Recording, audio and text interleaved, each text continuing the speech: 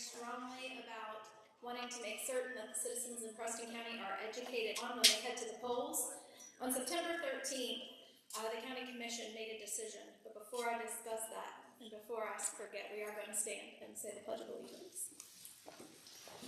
I apologize.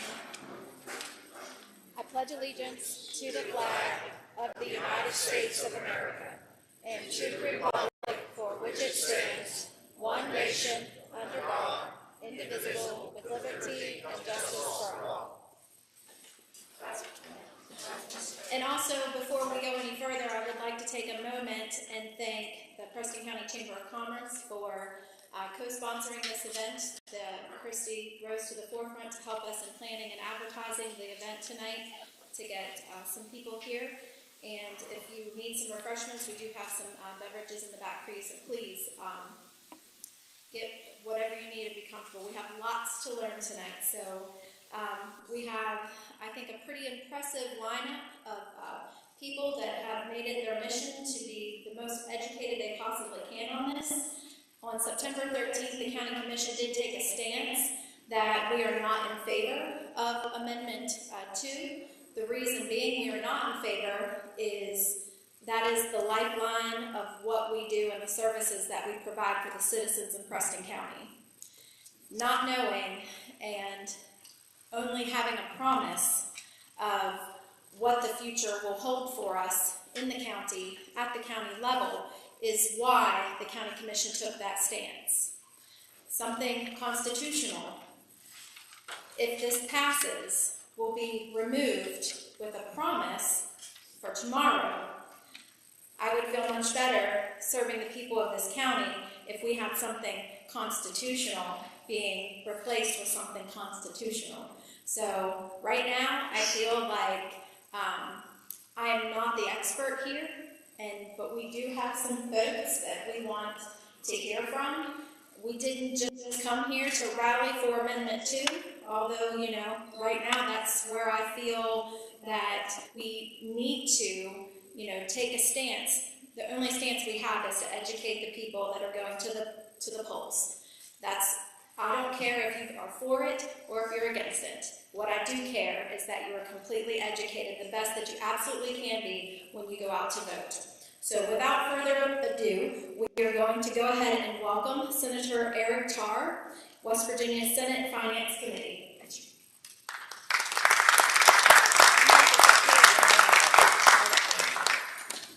Thank you so much. I chair the Committee on Finance for the State Senate. I've been in that chair for a couple of years now. But have been involved all the way back to 2015 in the Senate when the Republicans took majority, and they'd asked me to come up to be an advisor for the Republican Senate caucus. And starting in 2015, if you all recall, at that time, the state was really upside down. We had a significant deficit, about $250 million deficit we stepped into that year.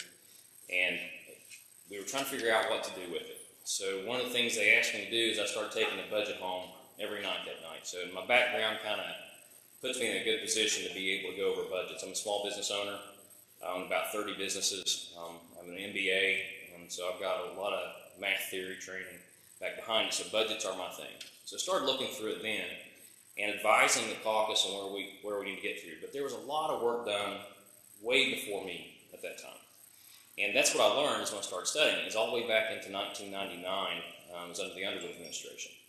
There was an independent tax commission that came into West Virginia at the request of Governor Underwood to look at West Virginia's tax structure to see what we need to do to improve the economic stability and economic growth of West Virginia.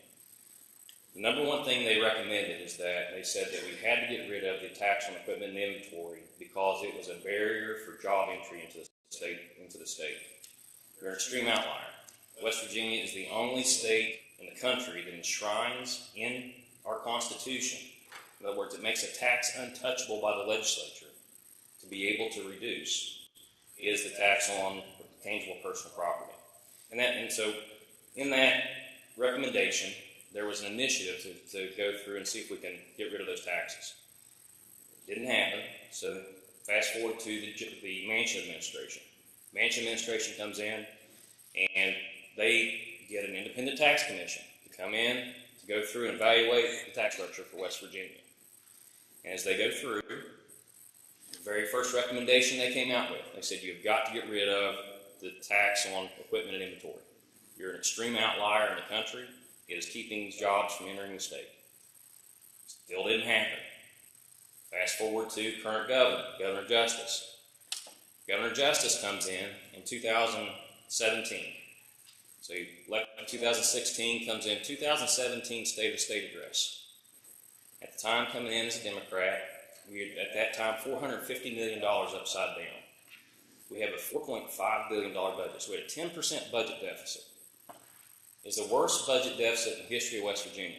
If we didn't change something, we were staring at a $750 million deficit the next year. Governor Justice comes in and says we're going to raise taxes $450 million in the State of State Address. And he proposed to increase spending in the budget $300 million more than the state spends today in fiscal year 2023. How many of you remember the silver platter in the Capitol? I know Randy does. The governor came to the Capitol, and with the legislature's budget, we came in to cut the budget $450 million. They said no to the tax increase, we're going to control spending.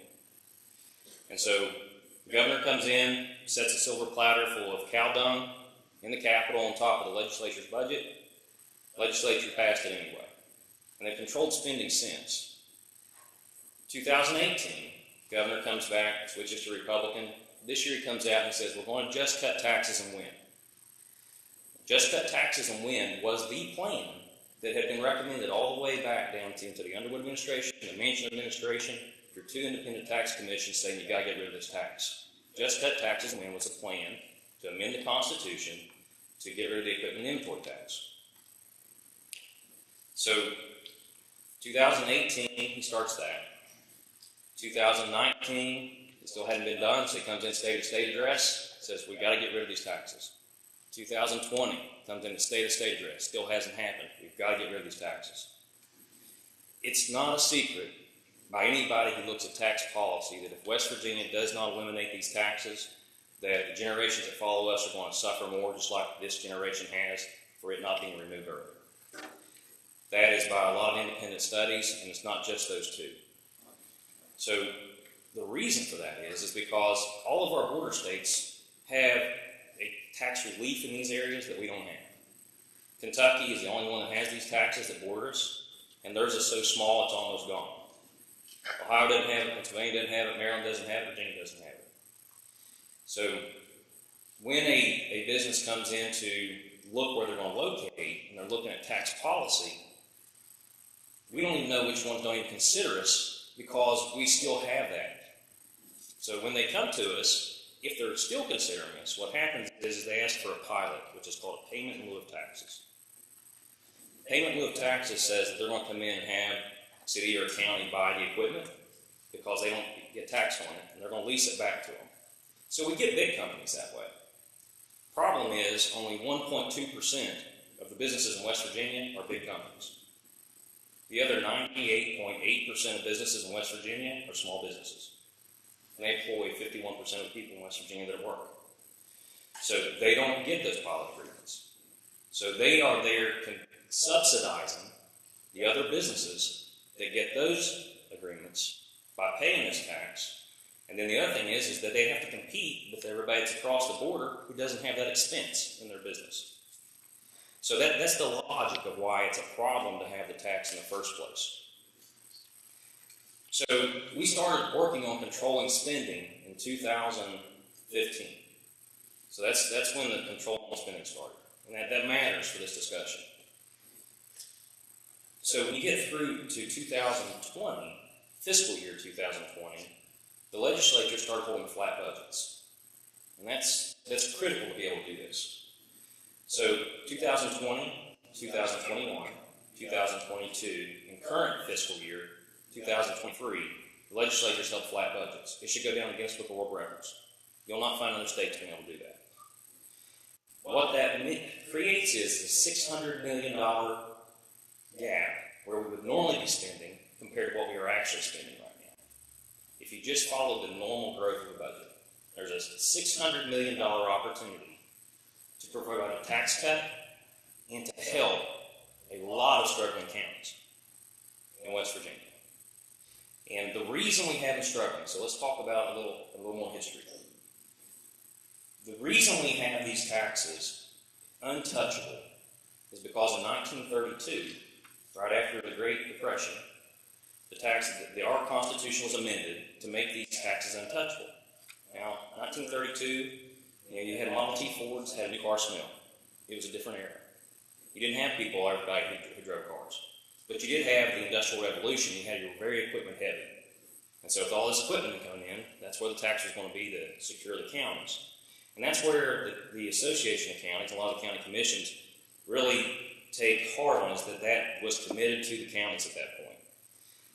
The problem is that those species of property that produce that revenue are not growing in West Virginia. In fact, in 40 out of our 55 counties, they're declining. So as those properties decline, the revenue leaves. And so you get decreased funding for your police, you get decreased funding for your emergency services, you get decreased funding for your schools, you get decreased funding for your libraries and your municipalities and your counties, because that's what it helps fund. So we see that in 48 out of our 55 counties. We have 5 counties that have about a flat revenue trend, 10, and we have 5 that grow. So the challenge to the legislature, besides controlling spending, to create an opportunity to go in and fix these problems. One, to break down the barrier to business coming to West Virginia. 2 is to go in and how do we improve the revenue structure that can come to counties. And then 3, how do we get our tax structure to where it actually benefits the average West Virginian? Those are the things we're looking at with this amendment.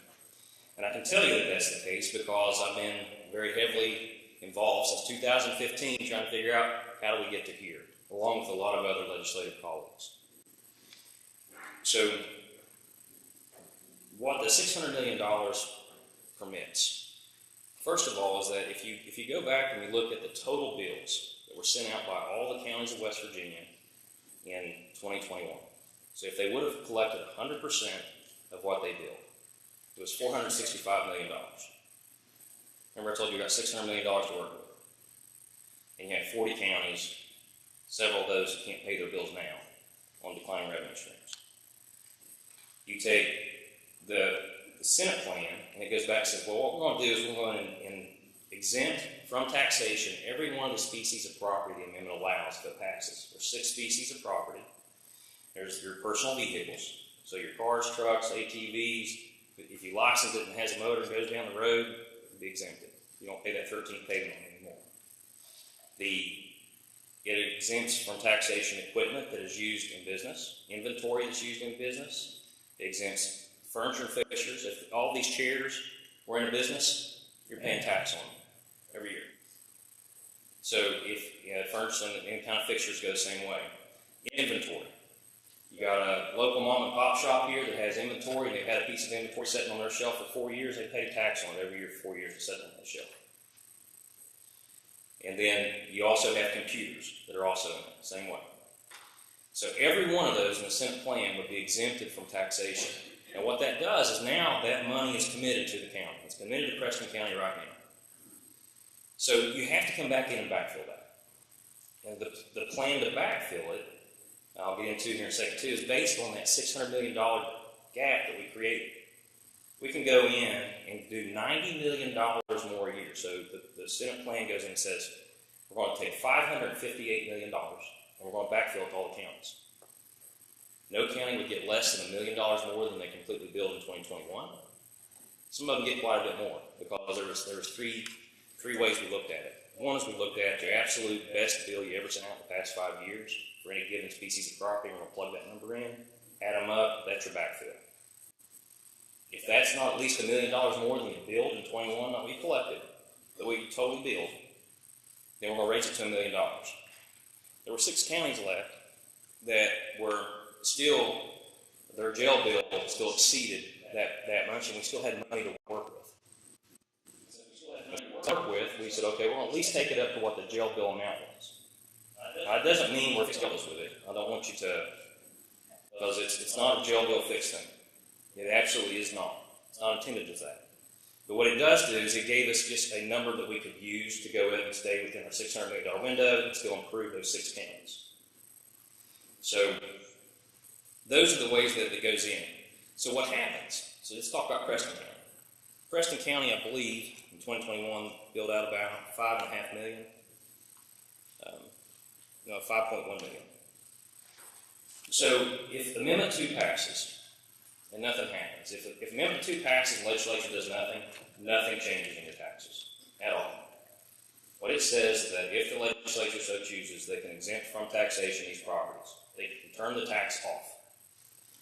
But if they don't, then nothing happens. If the legislature does go in and turn the tax off, they will absolutely go in and backfill it. I can tell you as a legislator, especially as your finance chairman in the Senate, there's absolutely no way a West Virginia legislature is going to leave counties unfunded in this situation, because counties are a subdivision of the state, and every legislator comes from a county. Every legislator has a police sergeant. Every legislator has an EMS sergeant. Every legislator has schools in their district. And as finance chairman, just about every one of the other 133 legislators out there show up at my office through a 60-day session, doing everything they can to get money back to their district. They want to get put in the base budget something that goes back to their district. And once they get it in, it's extremely hard to get it out. And what I can tell you, the level of money that's coming back into every district and every county in West Virginia off this Senate plan is more money than any legislator could ever get built into their district in their entire legislative career. That's the level of finance coming back into the counties to be able to superfund those services with the Senate plan that's on here. So what the Senate plan does is, one, is it eliminates those taxes, equipment inventory, computers, furniture, and fixtures, and leasehold improvements, and on your personal vehicles. It'll be gone.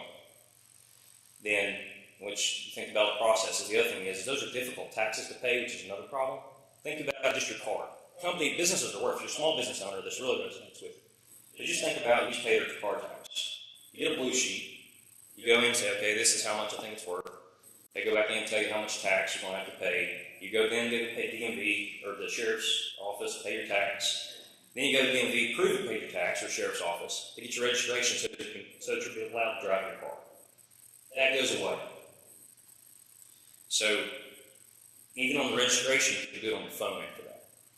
Snap your tag, and then send it in, your car's registered. For a business, they have to count all that input on July 2nd, or June 30th, for next fiscal year, and turn all that in. It's an even bigger process for them. But here's what really matters on this, and this gets back to the impediment to West Virginia for job creation. In 2013 to 2016, the coal prices went through the floor. Terrible time. Remember I told you in 2017 we were looking at a $450 million deficit. Well, what's happened since then is that when those coal companies lost their revenue, they still had the equipment sitting there at the mines. And they still had to pay tax on that equipment. So what did? They moved the equipment out of state, or they sold it. And then when coal prices started going back up, they didn't have the equipment here. And not only did we not have the equipment here, supply chain was dead. So all the jobs that went with that equipment out of state could not come back. We lost the coal severance tax to the state. We lost the tax on that equipment to the state. We lost the corporate net income to the state that comes off of it. And we lost the income tax that comes off those jobs. It is tens and tens and tens and tens upon tens of millions of dollars to the state every year that's been lost. And the reason for that is because they were sitting there having to pay for something when they're about to go bankrupt that could not produce them money. So that's how it's a bad tax, and that's just one industry. The Senate plan will come back in and say, in perpetuity, we're going to go in and use that formula for those 3 replacement values and put that out to every county. So it puts in a formula base. The reason we use a formula base is because it has precedent in statute, and school aid formula is one of those. There's 2 things I would tell you that the legislature has held for decades, actually, funding on honoring commitments that are statewide commitments to get this done. One's school aid formula, another one's pensions, and these are the easiest to explain. In 28 years ago, I don't remember what year that was, but 28 years ago, West Virginia had our public pensions funded at 6%. We were the worst in the country. That meant that if more than 6% of the public employees retired, we couldn't pay their retirement. That's what 6% funded means. At that time, the legislature and the governor decided we're going to start super funding pensions. We're going to pay $400 million more a year out of our base budget than we have to pay. In order to do that, in order to try to get our bond rating up, because then our bond rating, which is our interest rates for the state for any debt we take on, were going through the roof because we weren't fiscally in good shape with our pensions. So, through 20 Democrat legislatures, we've been paying $400 million a year on our base budget. And through 8 Republican legislatures, we've been paying $400 million a year on our base budget. Through thick and thin, through the same year that we did a $450 million, largest cut in the history of West Virginia, we still paid $400 million on pensions that year. We're 4 years ahead of having all pension plans paid up to 100%. 2030, we'll have every pension plan above 100%. Right now, only 2 of them are not, and they're 80% funded. We are now the 4th best funded pension for our public employees in the state, or in the country, the country. So that's a similar commitment. It's a statewide commitment. We go in, it's made, and we follow through on it because it matters on bond ratings, for one, and it matters for the people of West Virginia. Second, school aid formula. There was a rep decision a while back that said that, and it was based on our Constitution, that the legislature has to provide for funding for public schools. So, in the Constitution, it says that the legislature must provide for a thorough, efficient system of free schools. And there's a school aid formula set up for that. Well, as we've lost population, that formula started to get to where it wasn't funding counties enough, because it's based on how many students you have in your school. So, the legislature did 2 things. One is we went in unencumbered money, because what it was done, they would fund these pockets. You'd have money for your school buses, you'd have money for your nurse, you'd have money for your teachers, and all these different things you had to go through. And once you used all that money in that one pocket, you couldn't use money from another pocket if you needed more. So legislature went and said, we're going to block grant all of it. And take the strings off of it, and your local county board of education then can decide how the money's spent. Charleston's not telling you how to spend it. So they know Charleston no longer tells your county board of education how to spend money. It's block grant to the county. The other thing they did is that because the student population lost, we said, well, we're going to put a floor that your funding cannot go below. So now, anytime the student population would drop below 1,400 students in a county, you're still funded at least at 1,400. You go down to 1,000 students in your county, you're still funded at 1,400. So those are a couple of statewide examples where legislature makes a serious commitment. That's little, it's right around a little over half our budget. I think it's about $2.5 billion we put in K-12. It's a significant commitment, and we've only improved that commitment as a legislature. So the modeling for the Senate plan to backfill the counties is based on the same theory. We create a formula, we make it where it has statewide effect, but it has very, very impactful local impact. And it doesn't tie the hands of the counties on how they spend the money. So now, something important to realize is that it's a draft bill. It's got to go through the legislative process. So Amendment 2 passes, the bill gets introduced, it goes to committees both in the House, both in the Senate, gets debated, gets negotiated, and a bill's produced. But this is what we're starting from is a recommendation from the Senate on getting this done. What ends up happening is that the people of West Virginia get a $500 million tax cut, $465 million to be exact, if you look at what the bills would have went out in 2021. And then above that tax cut, we're going to give that $465 million back to the counties from the general revenue base budget would be introduced every single year, and add another $90 million on top of it. In addition to that, we put a growth index in it. When property values increase, here's another thing that really restricts growth counties. So, I'm from Putnam County. We're really, really blessed to be a growth county in West Virginia, one of those 5 counties. So, in talking as a legislator, I can't get this wrong, but they want me back in Putnam County. So it's very important to me, like it is every other legislator, to get this right. Is that when property values grow, real estate property tax is a real big income source to the counties. And if the real estate property value grows, say, 10% in 2 years, they can only raise the tax on it for the collection 1% a year, even if it went up 10%. So on this, what we did is we put a growth index that can pull more money out of the base budget if necessary, based on how much a county is growing, because when a county grows, the services in your county need more funding. You need more school funding, you need more police funding, you need more emergency services funding, those type of things when you have growth. So what it says is every 5 years, the auditor comes in and looks at the growth of your property values in your county. And if there's growth, they take that and they multiply by, let's say over 5 years it grew 10%. And Preston County, for instance, you're getting $6.1 million backfill. That's a floor. The backfill never goes below $6.1 million. But if you grow, then what we'll do is we'll say, well, for that 10%, we're going to multiply that by 1.1. So 110%. You're going to get all that plus 10% of it on top of it.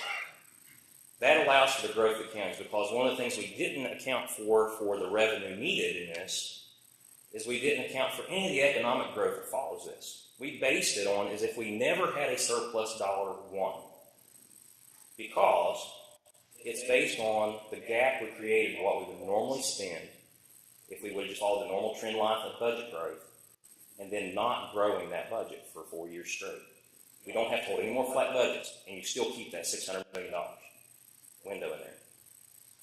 That's the model for it. And Senator Smith, did I leave anything out, or Senator Sokol?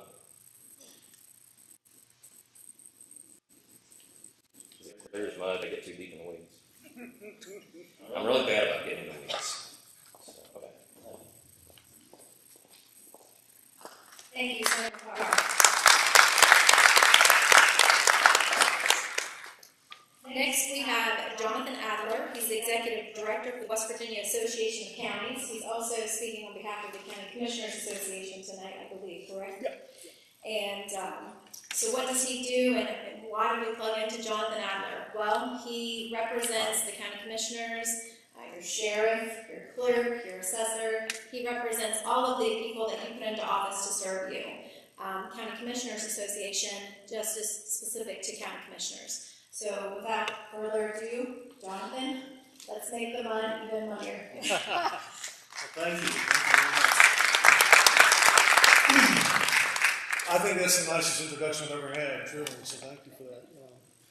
I don't get introduced too often, but thank you everybody for being here. I think this is a great turnout. It's very important, and I'm glad that you are turning out. I've been to a few meetings around the state right now, and this has been the largest one I've been to. Which disappoints me because it's so important. You know, you need to understand all these amendments. You need to understand especially Amendment 2, what we're going to talk about. So yeah, what I do is I represent the county officials, the courthouse, the people you know in the courthouse here. Linda Huggins here, for example, and Connie, of course, and the commissioners. They're great people. Yes? Linda Huggins told you that you need to put the mic up here. Is that what I need to do? I'm not doing this thing. I talk so much. I talk with my hands. It's because I'm uncomfortable. I'd much rather be standing here eating a plate of buckwheat cakes than talking about this with you. But anyway, my dad was a huge buckwheat cake fan, by the way, and he would come up here every so often and try to get secret recipes. What was the best recipe? And he'd go to churches and he'd go to firehouses and stuff and try to find it out. I don't think he knew that there was just, everybody had the same batter, but I don't think that was always the case. But anyway, I learned how to eat buckwheat cakes through my dad. And I'm missing him, and I wish I was up here a couple weeks ago, too. And if you know any place that has them tonight, I want to go there and have some. So. Well, I appreciate it again for being here, and I enjoyed being here with Senator Tarr. You can tell what a very smart man he is. I think we're very lucky to have him in the Senate, lucky to have him as our finance chair, because he's very good. He does understand numbers, and you heard that firsthand. And he's been very good to work with, and I do want to say, too, earlier this year, he reached out to me and asked us if we would crunch the numbers for the last 7 years as to what we're looking at, what we're trying to figure out what these taxes are, how much they're going to be. And so we assembled a working group of the association in various offices, and we had a group of assessors that really work to get all 55 county numbers for those 7 years and to try to get a good number and to share that with the Senate. And we did that, and especially in tax year 2021, the state tax department looked at our numbers too, and we compared them. And I think overall, you're talking about over $500 million, we were only in the end, I think, maybe just $700,000 difference, and that was only because one county, for whatever reason, was $300,000 off. We didn't understand why that was. There were two counties. It was like $200,000. It was amazing how close we were. In some counties, we were actually perfect. So we ran really good numbers, and we supplied that with the Senate. And when we talked about this in the early spring. But we're here tonight to talk about the amendment and what it does. And so I'll read the amendment to you that's going to be on the ballot. It says, to amend the state constitution by providing the legislature with authority to exempt tangible machinery and equipment, personal property directly used in business activity, and tangible inventory personal property directly used in business activity, and personal property tax on motor vehicles from ad valorem property taxation by general law. So you're going to read all that, and then you're going to vote. I think a lot of people are just focused on one part of that. They've heard the thing, I'm going to get my car tax back. That's what they hear. I think everybody needs to focus on that very first sentence, the very first words. To amend the state constitution by providing the legislature with authority. Okay? So what you'll be doing is you'll be transferring authority from your county, your local governments, over money, and transferring that authority, that decision-making, to Charleston. So your local officials, your commissioners, aren't going to have control over that funding anymore that funds so many things in your counties. It's true that they have to first fund everything in the courthouse to run the government. But then after that, they have discretionary spending. So that's going to be the first things you're going to see cut. Senior services, animal shelters, libraries, 4-H, Little Leagues, things like that. Stuff that you all depend on every day, and you don't really think about it too much because you take it for granted. It's there. You can go to the courthouse and talk to them, ask for that funding, and they can hand it to you. Well, now potentially that funding's going to go away. You won't have that ease of access to go to the courthouse and talk about these issues. You're going to have to go to Charleston. Your group's going to have to go to Charleston. And guess what? You're going to be competing with 54 other counties for that same funding.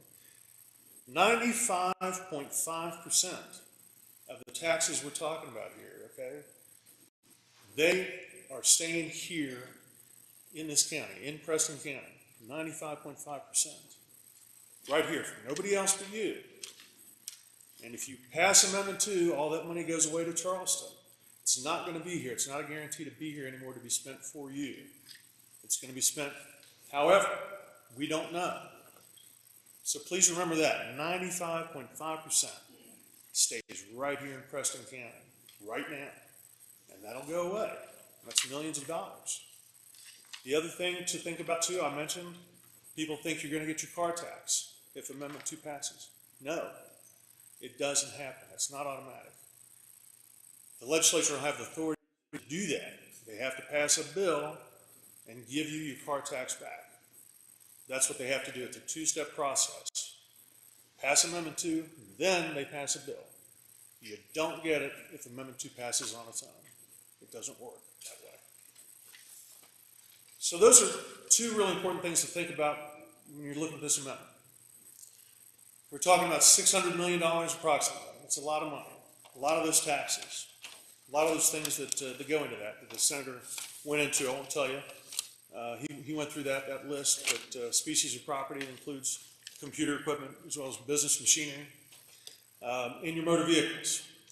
The first set is about $400 million. The motor vehicle is about $150. Now, he talked about the Senate plan quite a bit, and I do commend him for that. The Senate did provide a plan, and that's great. The House didn't provide a plan. The House does not agree with the Senate's plan. They're still talking about it, what they're going to do. So there's no agreement. And the governor, on top of that, the governor himself is against Amendment 2. So think of it this way. The cake isn't baked yet, right? It's not ready.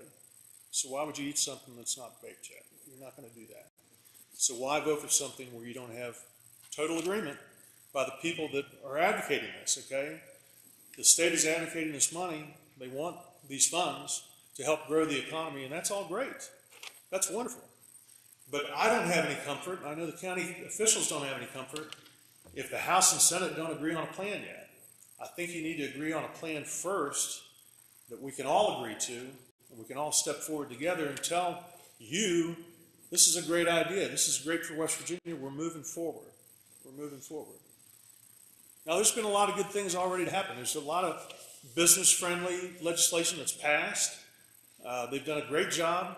And guess what? West Virginia's ranked 9th in the nation now for business climate. Tax friendliness, 9th. So we're not 50th. We're moving in the right direction. Just this last year, a bill was passed to change the valuations for the oil and gas industry, for oil and gas production. Now, we don't know what those numbers are yet, but those counties that get revenues from that gas production, it's going to go down. Maybe not now, but eventually will, but we just don't know what those numbers are yet. So some counties are already going to be losing some revenue that they were relying on. And Amendment 2 will take even more away. Every year, the commissioners go to Charleston because they're looking for more revenue streams, something else to help them with the costs. And why are they taking $600 million away from us more? We can't afford what we have already. We need more revenue. His plan does give more revenue, but for how long? You've got to talk about the federal surpluses. Those are record surpluses that are just a one-time thing. They're going to work for maybe a couple years, 3 years at the most. He can work his magic. I could see you could probably stretch it out as good as he is, maybe 5, 6 years, no doubt about it. It's not within all surpluses whatsoever. Yeah. I know. But the thing is, I believe him. I believe them when they say they're going to backfill us. I do, and they will. I know they will, but they're not going to be there forever. They're not going to be there for long. And so somebody else will come in. They don't have the promise that they've made to us, and they don't have to do that. They don't have to do that. It's already happened in the state of Ohio. The same thing. After so many years, the revenues weren't there for the state, and the state had to go to the county and said, sorry, that dedicated revenue we gave you, we can't take that. So, who pays for these cuts? At the business summit last month, excuse me, a tax advisor, a gentleman there, talked about one of the ideas he had was to do a thing called Fair 55, which is going to be a consumption tax, they call it. So that's tax on food, gas, things like that, consumption. We're already, its inflation is 9% right now. We're eating inflation, and we're going to eat more on top of that. That was his plan. It wasn't a legislature, it was a businessman, a tax man there, but that's what he said at the business summit. That was part of the plan. They also see real estate prices going up, he said. Hey, that's great. We'll give assessors, the cities and counties, the assessments, they can have the authority to raise those property rates to help with the revenue loss. Yeah. So that's always been something too, but that was said at the business summit. So that's some of the things that the business community has been talking about doing. And that's, we don't know, okay? We don't know because there's not an agreed to plan going forward. So that cake isn't baked yet. We're not ready to eat it yet. So remember those things. Remember the loss of local control, local authority. These gentlemen do a good job. I got to speak up for government. I represent government. I get tired of seeing government bashed all the time. The senator's up here taking his time to be here to talk to you about it tonight. He's committed. He's dedicated. All these gentlemen are, but sometimes we hear, government's bad, it's terrible, it's awful, but now they sacrifice their time, their knowledge to help us out. So I believe in them. I believe in him, certainly. But in this case, this plan is not ready yet for you to vote on to support. So thank you very much.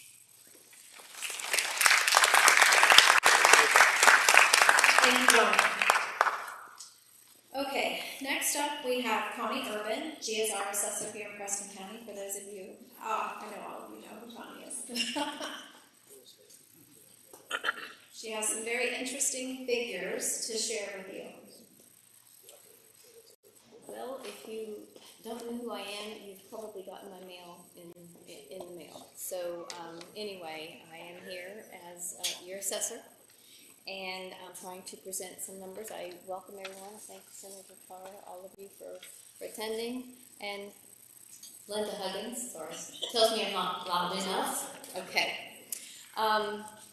I don't know if you're from around Preston County, but I hope they told you to bring your long johns or maybe your winter track. I hope we had some pretty slick roads this morning. Okay, well, you know, I just want to share some facts with you. That's what I'm here to do. And part of what I was going to do has already been done. And that was reading the amendment to you. I just made copies of that back on the table for you so that everybody will have it in their hands so they can know exactly what that's going to say. I had a couple ballots from the county clerk. She gave me a couple sample ballots for you to see. So you're actually going to know what it's going to look like when you go into the polling place to see that. And then I kept getting, well, what are the numbers? What can we expect to see? How much, if this, if this plan doesn't follow through for perpetuity, what can we expect to see? So I have created 2 spreadsheets for you based upon the numbers that are in our plan for Preston County. They are the possible losses of HJR3 in tax dollars for Kingwood, Pendleton, the county, first of all, Kingwood, Pendleton, and all of the corporations. And then the actual tax dollars at the right. For the amount of $5,153,600. And then the second spreadsheet was broken down into the different levies according to what the different levies would be, what the total loss estimate would be for the different levies, including the municipal levies, the excess levies, the school current excess bond, and the state and the county current and the fire levy. So these are the losses that still amount to $5,153,600. I also put back on the table just some guides that we have for our assessments, and they have a lot of valuable information in them, including levy rates, percentages of your tax dollars that go for each levying body. And you'll also see that on your tax bill. I know that when you get that tax bill, you'll see that. There is also back there a couple of handouts from the West Virginia Budget and Policy Council that has prepared those losses according to the numbers that were provided to them as well. And this is just all information for you to have, for you to take home, for you to digest. And I know that Senator Tarr has given us a good explanation of his plan, and I thank you. Thank you for that very much. Some of my questions were answered tonight with that. But I still have a few questions that I would like to bring up. The authority shifts, of course, as Jonathan alluded to, the authority shifts from your local county to your current state officials. But these current state officials are not going to be there for forever. There's a 30% turnover every 2 years. So how can you bind future legislators to backfill counties with this legislation? Because this legislation, all it does is give the legislature the authority. It does not tell them exactly what they have to do. Now, we have seen, of course, that the legislature is not in agreement. The House and the Senate have not agreed to this plan in perpetuity, so the the governor has come out and actually spoken out against it. We are all on board for tax reduction. I mean, that's going to help my office out more than anybody else. It would make things a whole lot easier for me if I told people they didn't have to pay on their personal property tax. But is that the best thing for the county? That's what we have to decide. We are all on board for tax reduction, but not at the expense of local funding. On the surface of this plan that you have alluded to, I see two holes. And I'm going to try to explain those just a little bit tonight. Number one is supplemental tickets. Now, I know that term in itself may not mean a whole lot to some of you, but a supplemental, excuse me, a lot of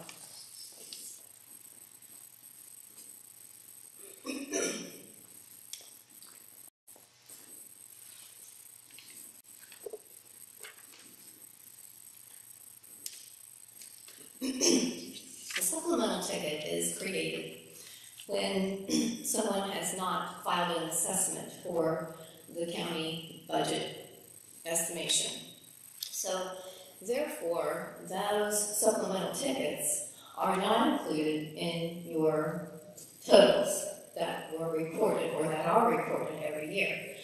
We have in Preston County, as far as 2021, over $700,000 that are brought in from supplemental tickets. So those supplementals of the state, from what I can see, have not been included in that $460 million that was estimated for the state. That, of course, would go away, as well as the vehicle tax, if the legislation happens.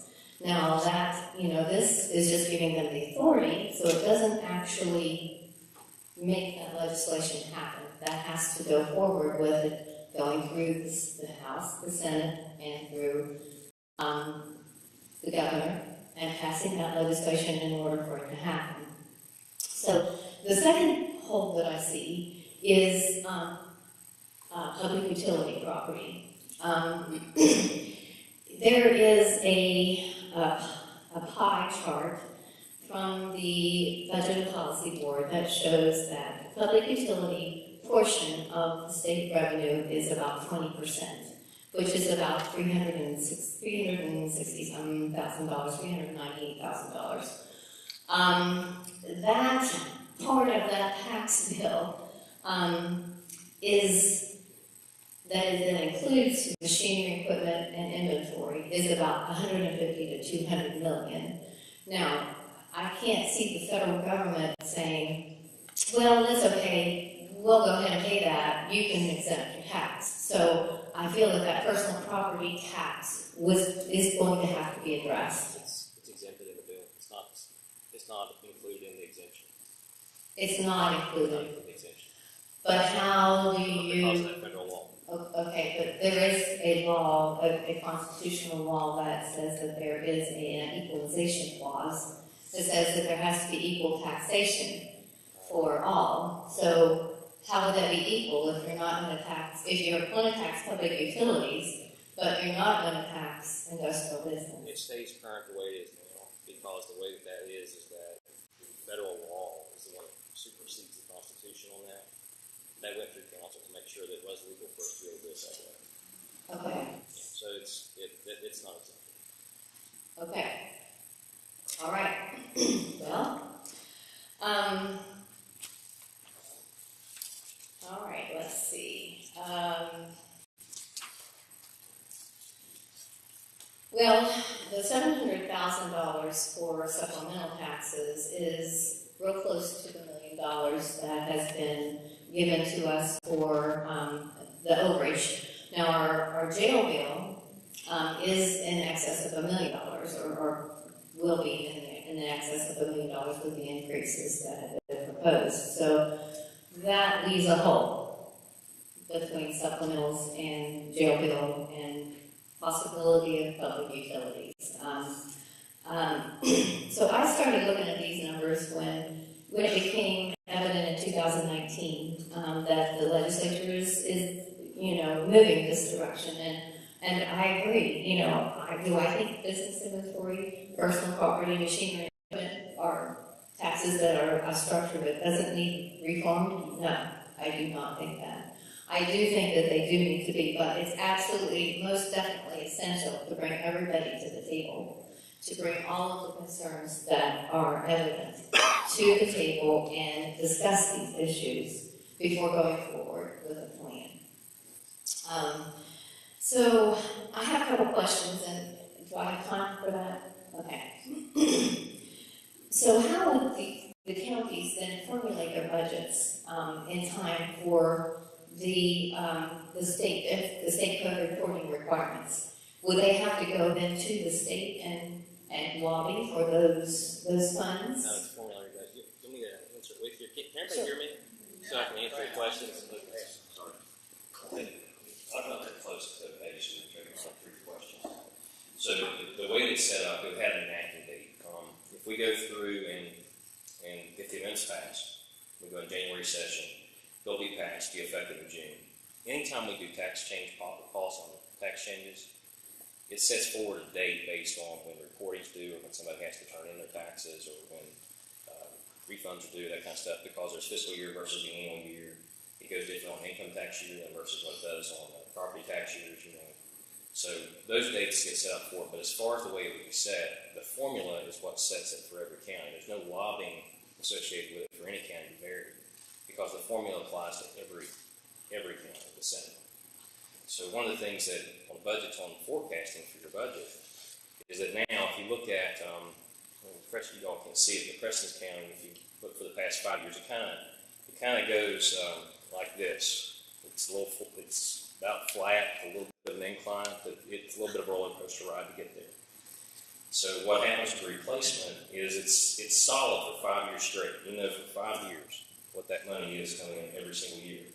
Now it could change at year 5, because if your real estate values climb over a 5-year period, if your property appreciates in the county, whatever that appreciation rate is, would be a multiplier to increase that. And so for the next 5 years, whatever that becomes is what it becomes. And the government has to introduce that in its base budget every year, just like the split formula is done. Okay. All right. Thank you. Thank you very much. So, if you can agree on legislation, how long do you think it's going to take? I'm sorry.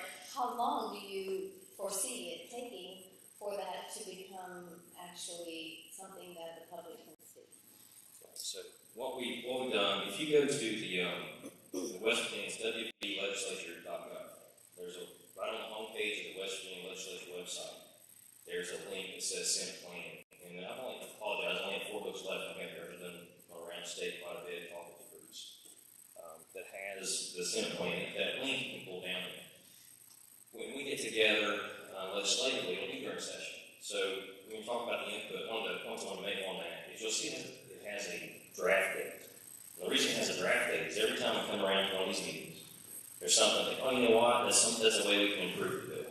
So these discussions matter when we go through, because the intent here is to fix the problems we talk about. And so if there's problems still yet that we're finding that maybe wasn't addressed, and that's part of the legislative process, is we go in and we try to improve that legislation to get those addressed. So once the January session will start, my guess is this is going to probably be Senate Bill 1, be my guess. It'll be a top priority bill if it's not 1 or 2. It'll be right up there, right out that first week. We would put through committee. The House may have their own version as well. Sometimes with the exact same bill introduced to both chambers, and we work it across and we send back and forth to both chambers. So that during that process, I expect we're probably going to have Jonathan Adler up here, several other people from the counties, the county commissioners, all going through and keeping that check and working with us legislators to say, okay, what about this, what about that? Well, that's been happening all the way since back in, at least on this draft, since spring when I first went back and talked with Jonathan, and we started working on Bill draft to start having everything. So I had, even so much there was a correction because of the draft change. This is how much it changes. And it's a draft bill, so it'll change as we go on. but the spirit. The spirit of the bill and the spirit of the product will be the same. It's to fix those problems that we're talking about. And so, as we go through, you'll see drafting. If somebody sent me on social media, hey, it says new car. Does this mean only new cars are getting tax relief? No, that is an error from an old draft. We went in and fixed it and updated the draft. And so you see the new draft there. So it's constantly being improved. So input's happening right now. And input will happen through that entire legislative process until the bill gets passed in this session. Thank you. Well, you know what happens when you have extra money in your checking account. You think, oh, okay, I have extra money. I've got money to buy a few things. So you go and you spend that money. So the money doesn't grow back in your checking account unless you make some way for it to be there. So what happens when this money runs out, this surplus money that the state is seeing right now? What if business doesn't grow? There have been, reports that say that it's not going to grow, possibly won't. Then the tax is going to have to be made up somehow.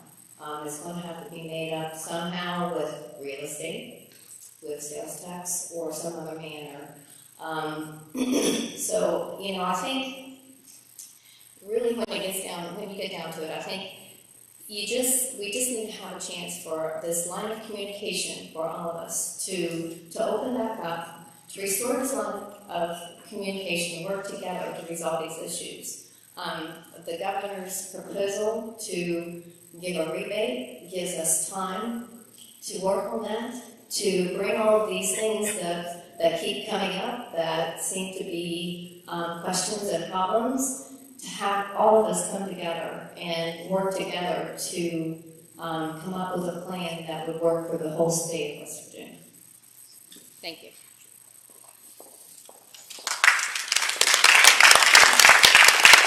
Thank you, Tony, and again, Senator Tarr, for answering some questions. Very important stuff. Next up, we have Bradley Martin, our Superintendent of Preston County Schools, and Katrina Kerstetter, our Financial Officer. They're going to speak a little bit of how this can and or won't affect our schools. First of all, I'd like to thank the County Commission and the Chamber of Commerce for sponsoring tonight's event. This is a great turnout. Certainly appreciate all the input from our panelists tonight, members of the legislature. I would also, again, express my appreciation for our Chief of Business, Mrs. Kerstetter here. And I believe our Board President, Mr. Huggins, is in the back, so we certainly appreciate everyone being here this evening. As Samantha said, my name is Brad Martin, and I am a longtime educator here in Preston County, and I currently serve as the district superintendent since July. Tonight, I've been asked to briefly discuss the potential impact of the passage of West Virginia Constitutional Amendments 2. I would also like to briefly mention at the tail end that there's certainly other constitutional amendments here, and Amendment 4 is certainly something that's very could have potential impact on our school districts as well. This is not a simple question, and it's an issue that could have a significant impact, as stated this evening, not only on Preston County schools and other school districts around the state, but also municipal and county governments, local businesses in nearly every West Virginian in some capacity. So this is a very important issue. As has been previously stated, if this amendment is passed, it will give the legislature authority to exempt business machinery and equipment, business inventory, and personal vehicles from property taxation, with the idea that these actions will help spur business growth and increase tax revenue in many categories. And I think that Senator Tarr did a tremendous job of explaining the Senate's plan. What we've seen previous, I've seen presentations previous, I believe, from Senator Black, and I appreciate that, sir. Thank you. It should be stated if Amendment 2 does pass, the property taxes, as has been stated previously, are not automatically lowered. Instead, the legislature would then have the authority to exempt personal property tax property from taxation in future legislative sessions. Property taxes are a local tax in West Virginia, with property tax revenue funding, among other things, local school districts. Amendment 2 does not currently include a plan to provide alternative revenue to school districts. Again, it simply gives the legislature authority in this matter to impact certain tax categories. I would state, however, that myself and Mrs. Kerstetter back in August were able to avail ourselves of the presentation by Senator Blair that did lay out a plan, and Senator Blair's presentation was very similar to what was discussed by Senator Tarr this evening. The one caveat again is that this is the plan. I think that it is certainly the intent of the current legislature to enact these things, but again, as has been stated by others, there's just not an absolute guarantee for perpetuity that this can be enacted. Currently, personal property tax yields more than $500 billion in revenue statewide, with the majority of that which is paid to public school districts, county commissions, and municipalities. The school district also currently has an approved levy and bond that could be impacted by the passage of Amendment 2 as well. As a school district, Preston County is obviously concerned with the potential impact to the district, but we also need to look at the fiscal well-being of our county at large, our county government, and our local municipalities in which our students, our staff, and our parents are living. County, city, and school district budgets include revenue from personal property taxes by residents of their counties in the general operating budget. As a result, without a definitive and approved plan, I think there's definitely a definitive plan in place. I don't discount that at all. But in the absence of an approved plan for these dollars to counties, cities, and school districts, it is unknown exactly what impact Amendment 2 could have on our school district budget and other municipal budgets. To conclude, if Amendment 2 passes, the legislature would have the authority to limit that revenue to school districts along with other governmental entities, and that is a huge concern, not only to the school district, but I'm sure to other governmental entities who have been represented here tonight. So I do want to shift gears quickly and indicate that there is also a vote on West Virginia Constitutional Amendment 4, and I do want to express that, in my personal opinion, that education decisions are to be best left to the experts and professionals in the education field. Amendment 4 has the potential to take important decisions about our local schools away from these experts, teachers, service personnel, parents, and local school boards. All those who are working together for the best interest of our students and to provide a high-quality education. The State Board was created as a nonpartisan governing body for our schools, separate from the political process, and as such, our students should be provided a quality education that prepares them for a future in an environment that is safe and free of political agendas. I believe the passage of Amendment 4 does limit, it limits and potentially eliminates local control and transfers that to the legislature. These are important decision-making abilities that we, in my opinion, are best handled at the local level. We often say many times that we want to see decisions made at the local level, and I would concur with this one.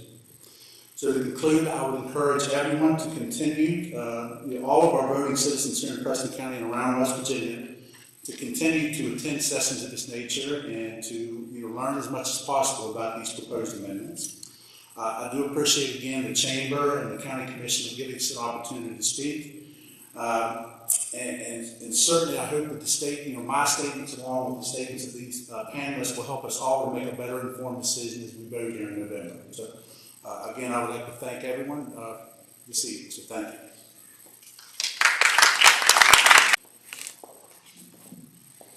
Thank you, Brad and Katrina. Okay, so I'm just going to recap here and just try to digest a little bit of what we have heard. But first of all, I'd just like to give everyone just a little breakdown of, a day in the life of a county commissioner. We are tasked with many different roles in the eye of the constituents that we serve. The fact of the matter is our main number one job is we are the fiscal managers of the tax dollars that you pay. And then we are to fund the elected officials in this county, their offices, so that they can provide the services to the best of their ability to serve you, the taxpayers, the citizens of this county. So does Amendment 2 scare me? Yes, because it opens up the uncertainty of what we need to operate every single day here. This could affect our fire departments, our schools, all of our municipalities. This will affect everybody. It's not just Let's pass it and let's prosper. I hear Senator Tarr when he speaks.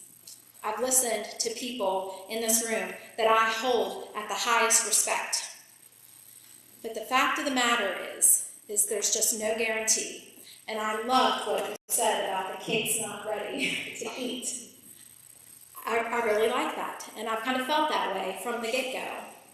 You know, I tried to jot a few notes down as I'm listening to what Senator Tarr had to say and what Jonathan had to say. And, you know, every year, the three commissioners have the opportunity to go to state events, trainings, where we talk with other like-minded people, commissioners, other elected officials around the state. And I will tell you right now that Preston County is blessed. We're very blessed because there are counties in this state that sing a much, it's so sad to listen to the struggle because it's real. We can pay our bills here, we do. Do we have a surplus of extra? No, but we pay our bills. Every day of the week, I can almost guarantee that your commissioners are getting phone calls and in meetings trying to figure out the magic formula to get something fantastic to drop from the heavens. I listened to Senator Tarr, and what did he say? These inventory taxes. You know, my family is a long line of entrepreneurs that these taxes have affected for years and years and years. Very prominent business people sitting in this room right now, that these taxes have been on their backs for years, and they have continued to prosper, and we've all done well. Would I like to do away with taxes on all of the things that I pay taxes on? Yes, I would. All of you could use that money for something great. I know you could. Do I think the time is now to do that? Do I think the time is now to change and alter the Constitution without a promise? Promise is just what it is, you know? Why can't we change the Constitution with something that's going to go back into the Constitution as a guarantee? You know, I'm so conflicted here.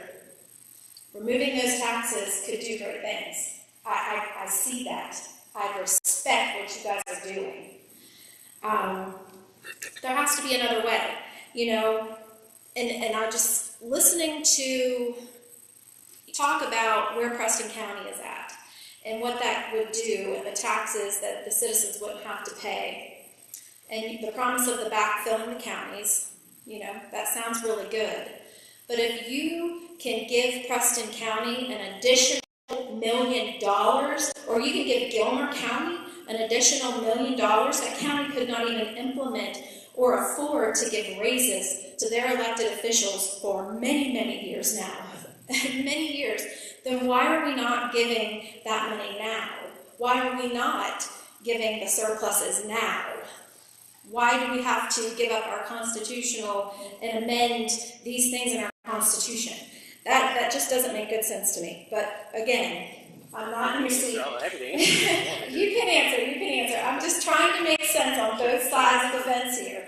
Because, you know, this is not a task that should ever be taken lightly. And it's very concerning to me. I wear many hats. And so, you know, our school board, we have to go out and fight to get a levy passed in this county so that we can have basic things that if you cross the county line, they have awesome things going on in other counties in their schools. And our school board works very hard to use every penny of the money that they get to be effective and as effective as they can. You know, we shouldn't have to fight for funding, but if we give up something that's a guarantee, this is just conflicting, Senator Tarr, and I'm just going to go back to the cake isn't ready to come out of the oven. So if you would like to respond to some of that, I would like to know if there's funding to give all this money and all this surplus, then why aren't we getting it now? I'm going to try to hit Remember, it's several points, Okay, I think, okay. from several speakers, so hopefully I can allay some concerns. First of all, it's not based on surpluses. This has been long-term planning. And so you're asking, why hasn't this been given out yet? Because let's go back before 20 and 21. Before anybody, half in the room might have had to look up pandemic. What's a pandemic? Prior to that, we were planning for this, going through all the way back into when, I think in 2015 is an advisory. But prior to that, we go back to 1999.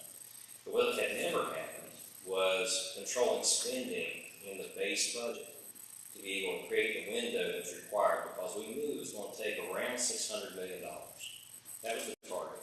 We need to get to around $600 million of holding the budget flat long enough to create that gap.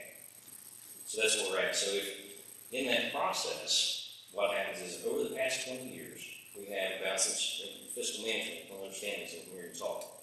Over the past 20 years, we averaged $52 million a year in surplus. Now, some years you don't have any, some years you got more, but over 20 years, not counting 20 and 21, we averaged $52 million a year. So when you start holding budgets flat, we see about $147,700,000 per year that adds up and stacks every year with a whole flat budget. So you take 52, then you add 147,700,000 one year. You add the second year, you add it in the third year, you add it in the fourth year. We're sitting right around $652 million. We have a window that we can go in. That's been the plan for the long-term side of it, irrespective of any surplus. No surplus required.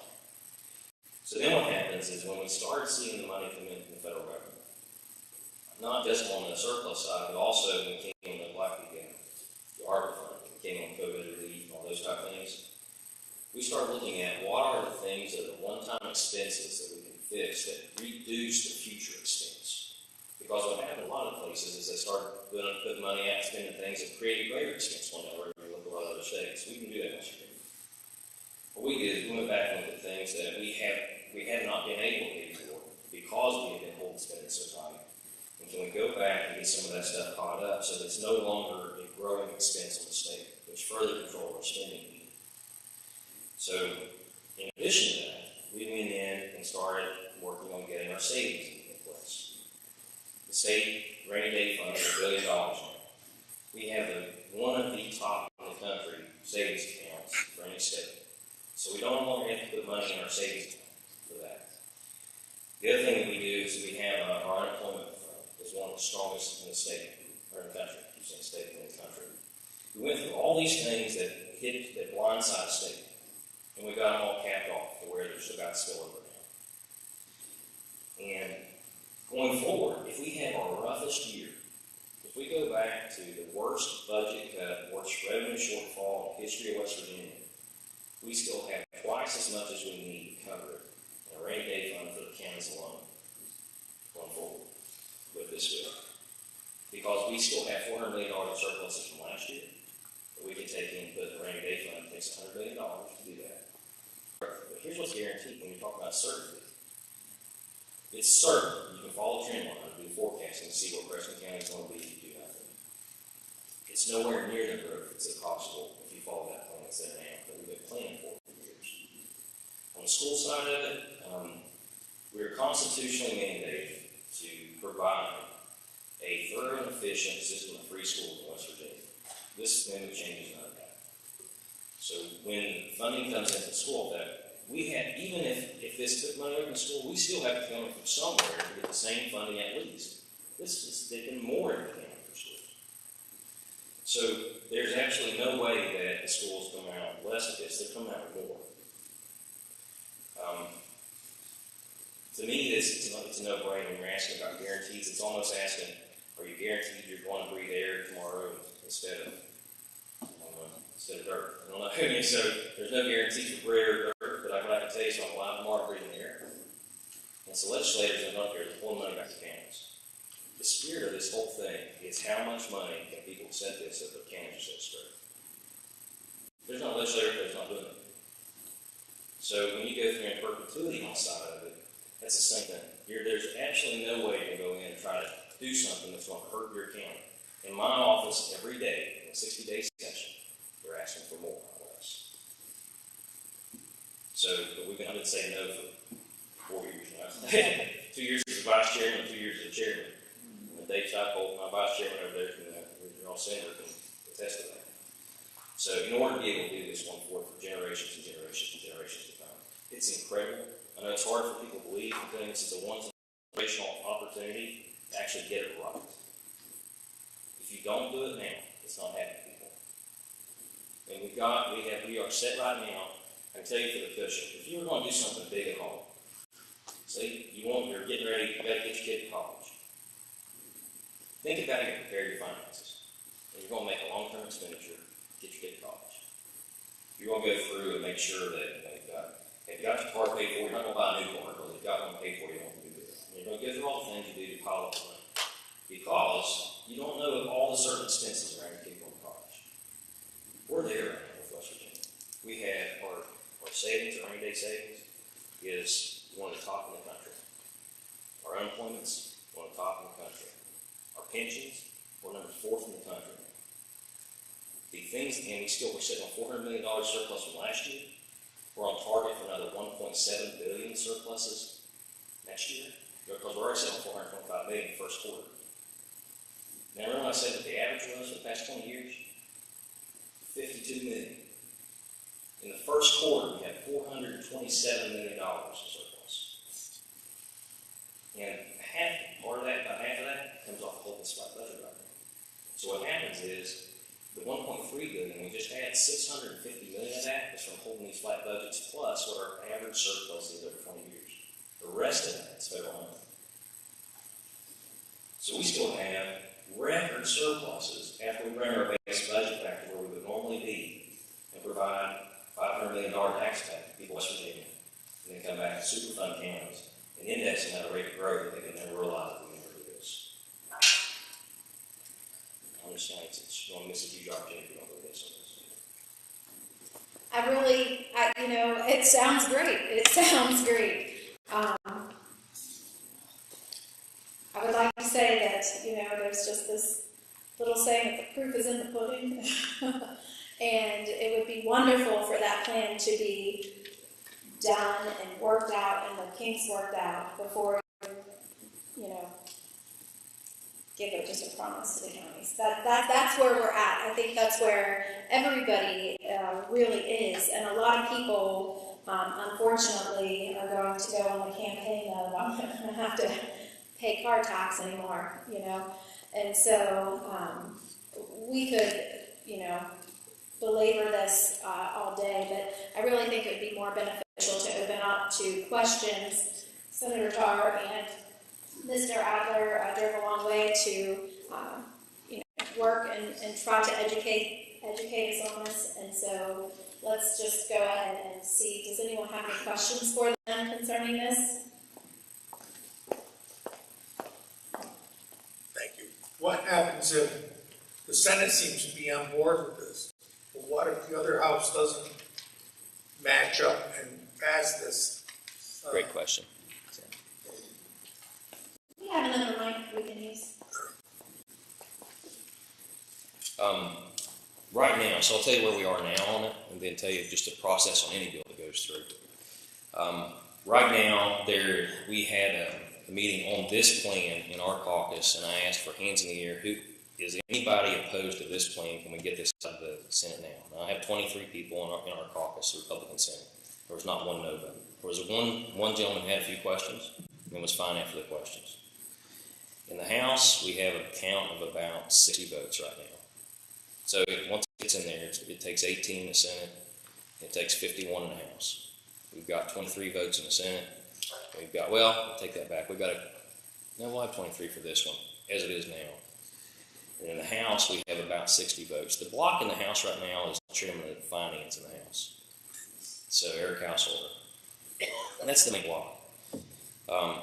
There will be change from body to body on this bill. Make no doubt. I have no doubt about it that what you see as the bill that starts is not the bill that finishes. Because I've seen enough bills go through the legislature to see that that's just not the way it works. It's because there's a lot of compromise that goes back and forth between the whole body. But what I can tell you is in all those discussions, I've yet to talk to a legislator that doesn't want the things we're talking about fixing. So maybe somebody else comes up with a better idea, and a better idea gets in there, and that's already happening in these drafts. So I expect it to change. But if we can't get agreed, if the Senate won't agree to the same plan the House will agree to, then nothing happens. Things are like they are right now. Nothing changed. Because the amendment doesn't change your taxes. All it does is give us the ability to go in and to exempt those taxes should we produce the plan that does. More questions? Anyone else? I have a comment. Well, Eric, first of all, thanks for traveling all this way and explaining it. I got that utmost respect for it.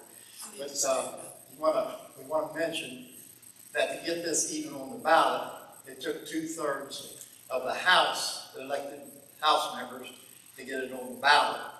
And it took 2/3 of the Senate to get it on the ballot. And it was, I think, bipartisan on both sides. Yeah, it's bipartisan. I'll address that too for every one constitutional amendment, that's the case. And one other thing, when's the last time you had politicians come to you and ask you for permission to lower your taxes? I think it's great that we're trying to cut taxes, and people don't realize that. Well, we can't trust legislatures. We can't trust the legislature to do this, but we've got the authority right now to raise any tax we want to because we can do that. But we're not suicidal, and we want to try to be responsible and cut taxes. And we've got the surplus. Who paid? How did we get the surplus? Taxpayers. So all this is trying to get the taxpayers back their money. Some of their money back they paid in taxes because we're doing well. And we have to move the state forward. Business and inventory is very important. I think that alone. I have 8 grandchildren. I have 2 children. My biggest fear is they have to move out of West Virginia. And we still can't continue to do what we did in the 30s and 40s, 50s, 60s, whatever. We have a chance to make a difference for our children going forward. I'm about the end of I'm in the autumn of my, maybe the winter of my life, and I got in the legislature to make decisions like this, make things happen, to make people want to come to West Virginia, and most importantly, make people want to stay in West Virginia. So, I get it. If you don't trust politicians, I'm a politician. I don't trust politicians. Okay, I'm just a blue-collar, work-class man. But I feel we have a chance to really move the needle in the state of West Virginia right now. And like I said, we have the authority to raise any tax we want to, and all we're asking is the authority to lower a tax. Without a plan. And like Craig said, it's going to change back and forth before I finally draft the bill. And the governor who is against this, who was for it for 3 years, it's all political because he got his field and spatial station because we didn't pass one of these bills, so it's retaliation. I'm just giving you the history of it. And with that being said, for a man that will not pay his own taxes and going out and don't want you to rate or lower your taxes, I have a problem with. So I'm going to the rest of it.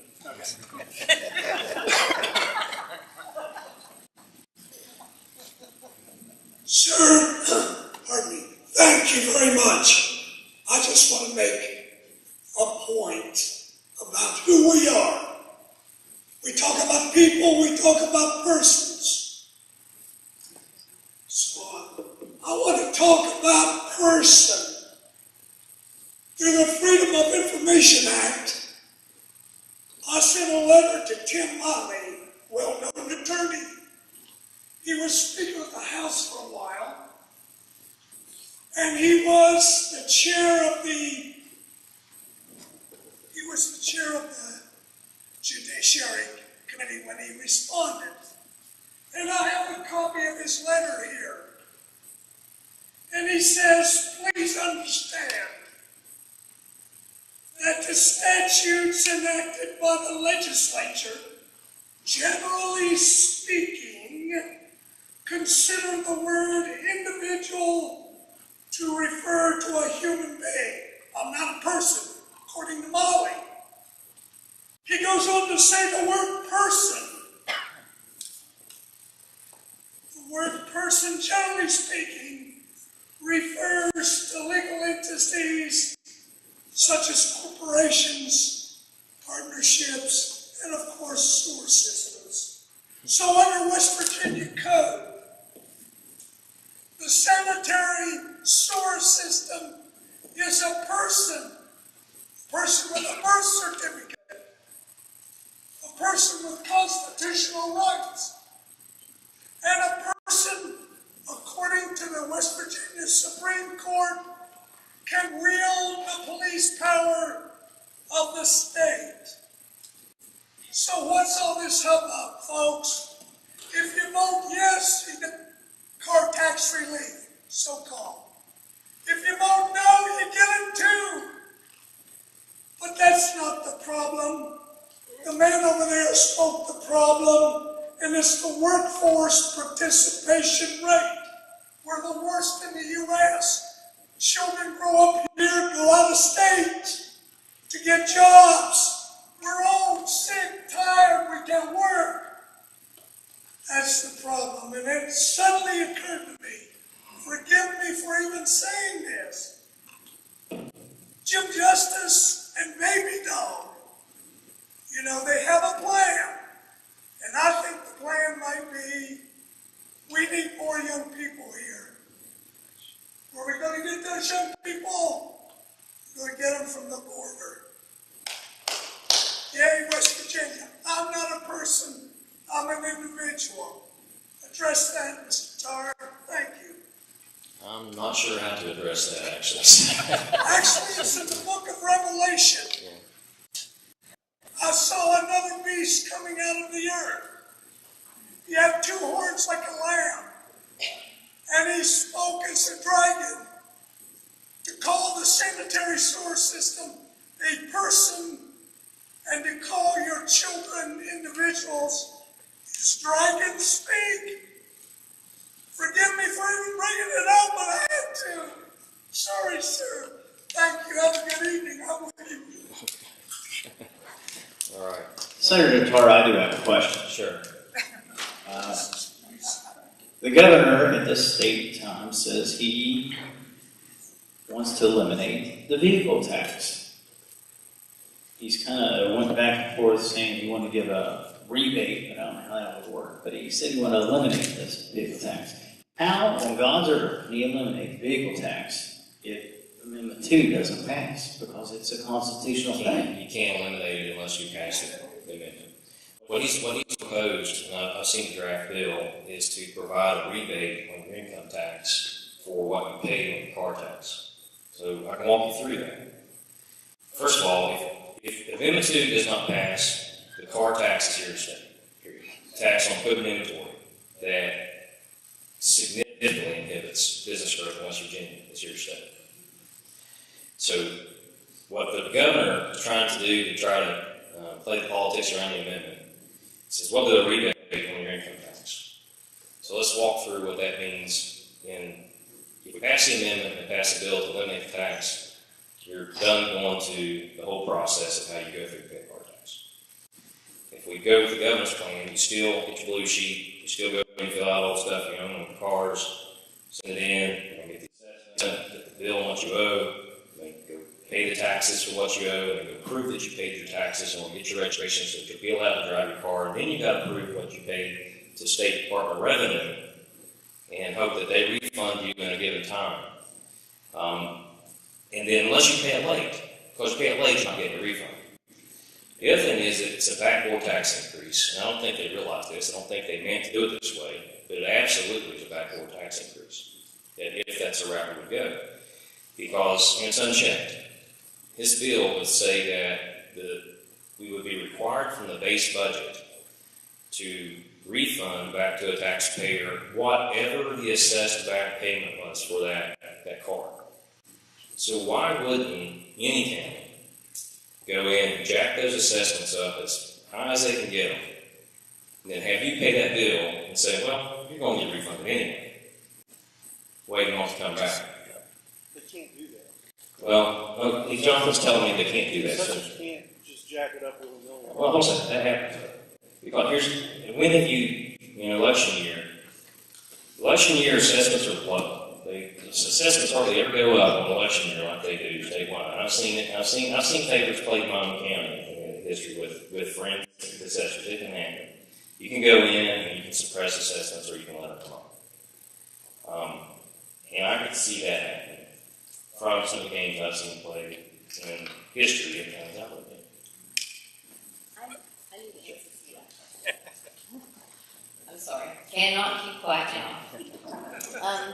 According to Article 11(1)(c)(5), as to personal property, the tax commissioner shall provide a method to appraise each major species of personal property in the state, so that all such items of personal property are valued in the same manner, no matter where they are situated in the state. Shall transmit these methods to each county assessor, who shall use these methods to value the species of personal property. The tax commissioner shall periodically conduct such studies as are determined necessary that such methods are being followed. Such method shall be in accordance with the provisions of Article 5 of this chapter, provided that notwithstanding any other provision of this code to the contrary, the several county assessors shall appraise motor vehicles as follows.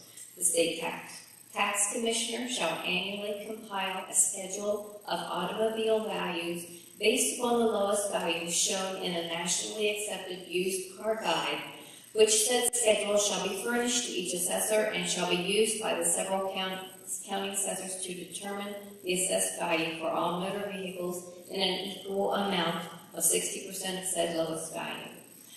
I just want to say also that I'm not sure how many of you know, but last year the governor decided to stay those values for the 2022 tax year. Those book values, according to the NADA values, had increased significantly. We were seeing major increases in what your value of your vehicle would be assessed for the 22 tax year. We went to the governor. He awarded that 21 tax year as the base rate for the 22 taxes because of that increase that they were seeing in the NADA values. So not only did we try to keep those values low for the 21 tax year, but when they do go back to the NADA values, those are regulated by the NADA assessments that we have to use. Also, our real estate values are regulated by the state tax commissioner as well. Those real estate values have to fall in compliance with state code as far as sales ratio, what the sales have been in the county, how they compile that information on a spreadsheet to determine whether you are within 90 or 110% of those sales. So that is a mandated statute that we have to follow. There is no room for us to move and approve values one way or the other according to what we want to do. Thank you. Would the governor have done that if he knew that he was going to be able to say he didn't rebate it anyway? Would they have suppressed the value? And could he have done it if he didn't have emergency powers right now? So what happens with car taxes once the emergency power, once the state emergency is gone, and those values are still up on car taxes now? Those assessed values, would they go up? Okay. I think for me, you're asking for the state to make decisions for local folks. I think that you would agree that when the federal government would offer something like this, that's something that the state has control of right now, but the federal, it's scary. It's just scary, sir, because the fact of the matter is you're asking, the state of West Virginia is asking to have control, authority over local schools when you have an institution created specifically to do that. Now you're asking us to trust you. Okay? Trust you to do the right thing. Trust you that you're going to grow. I just heard you say that you held that money to keep you flat, and our roads are in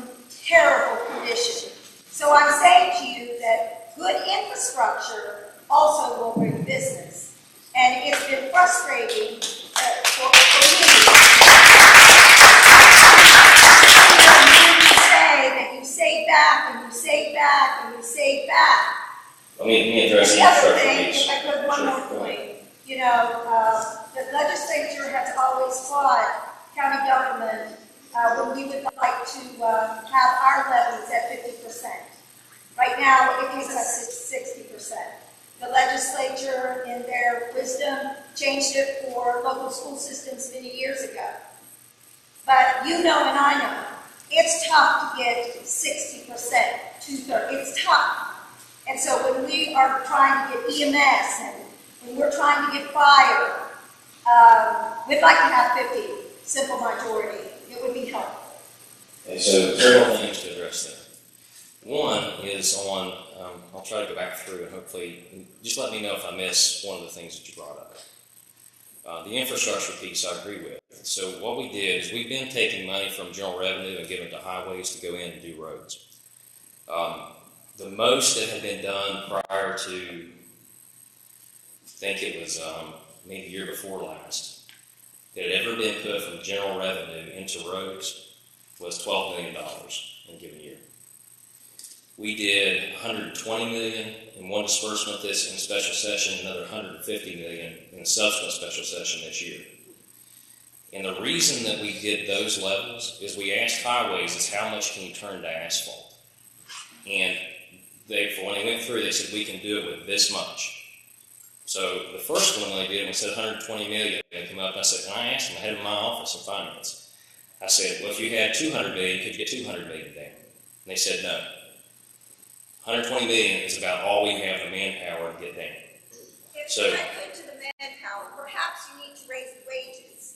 Perhaps part of your. We allowed that to happen as well. So what happened is that used to that the Department of Highways had to go through Department of Personnel to do any kind of raises or hiring. And so we went through 2 years ago and took those strings off so that they could do internal hiring within the Department of Highways.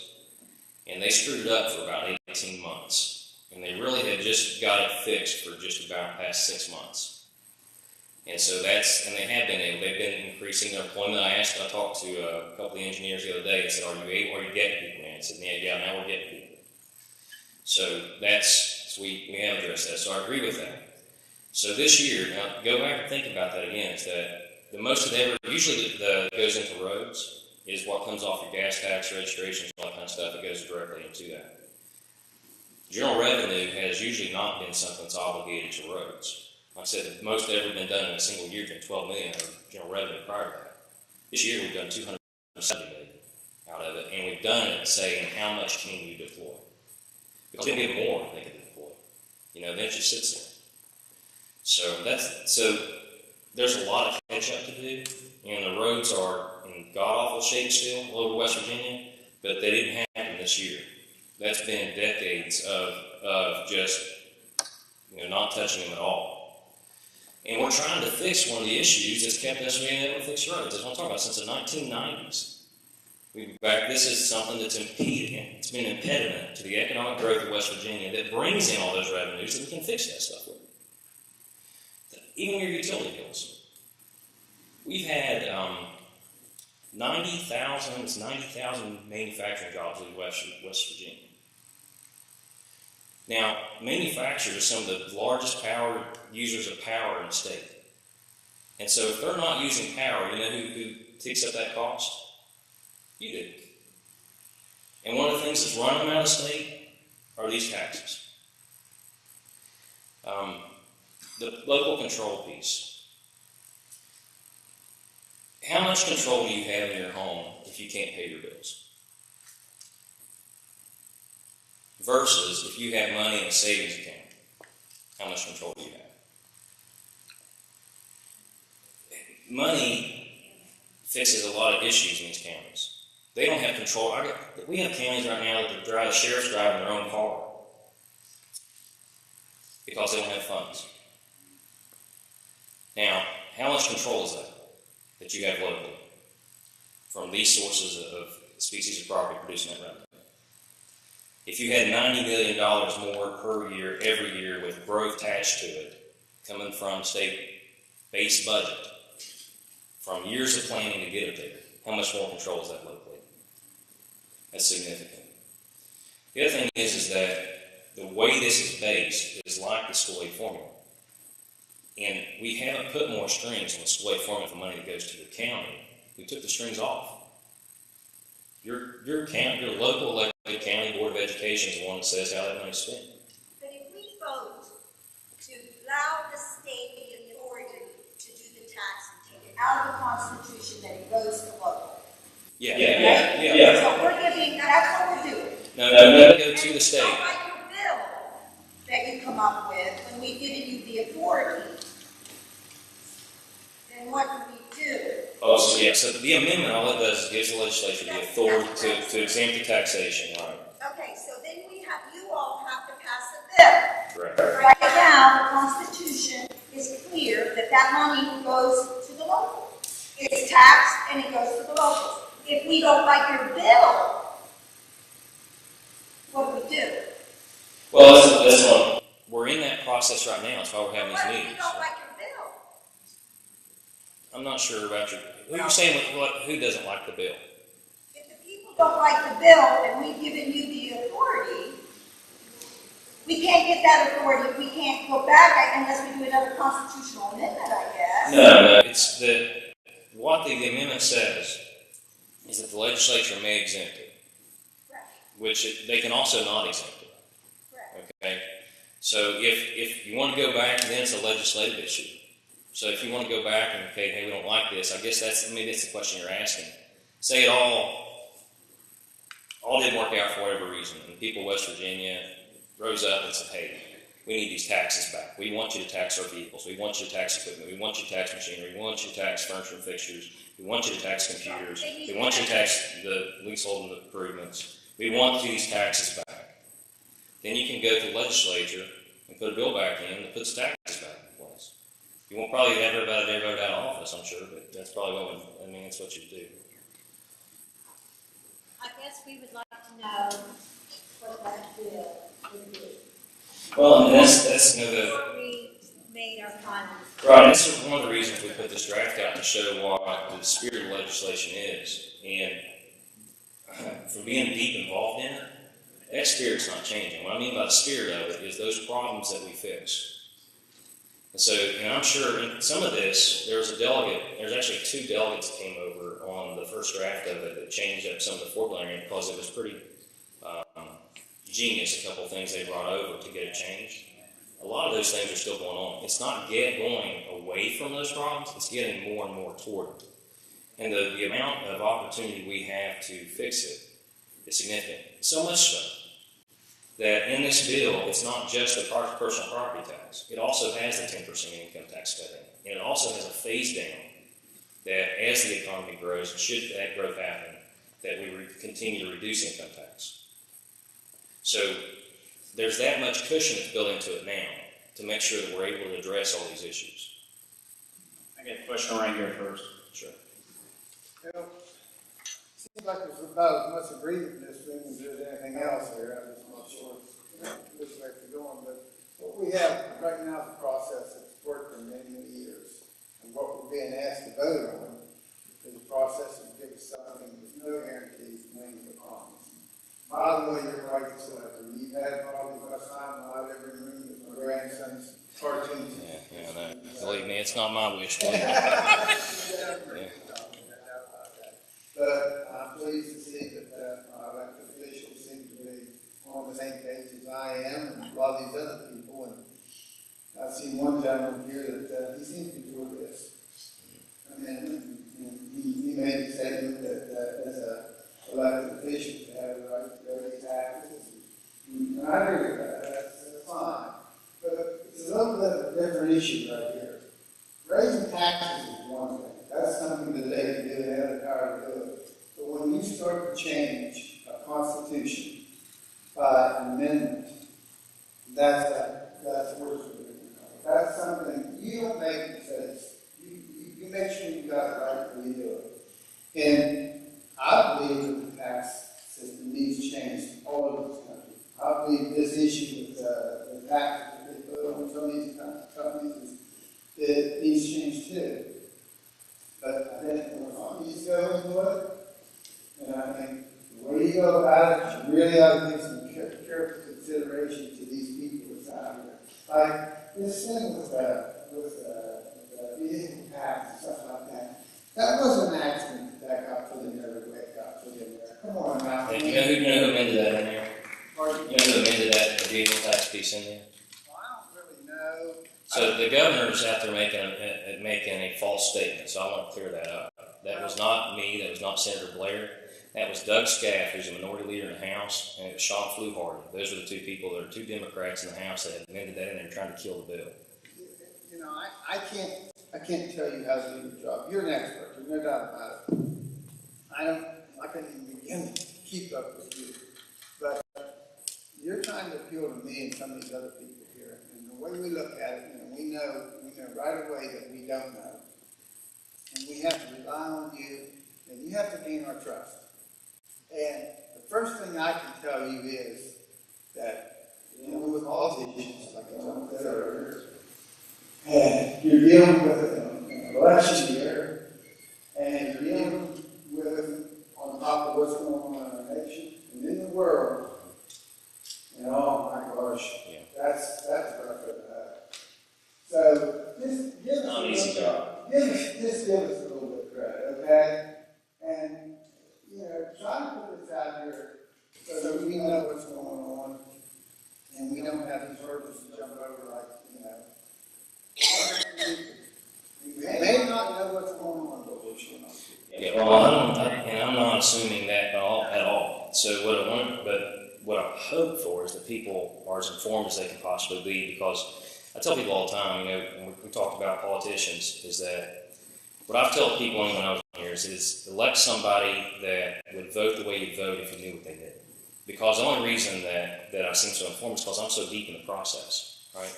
So but me, or a citizen legislature, I'm a doctor of physical therapy. I got 3 kids at home. I run businesses. I'm there for 60 days a year to go up, just like Senator Smith here comes from the coal mines and comes up and works 60 days a year. I have all those same challenges your families have when you come back home. And we're going up there trying to make those communities better for each and every one of us. And that's one of the things that I think people don't realize about our state legislature is that although we disagree, and it can be a mucky process, is that by and large, they're a bunch of altruistic people. They're people that go up there for the right reason.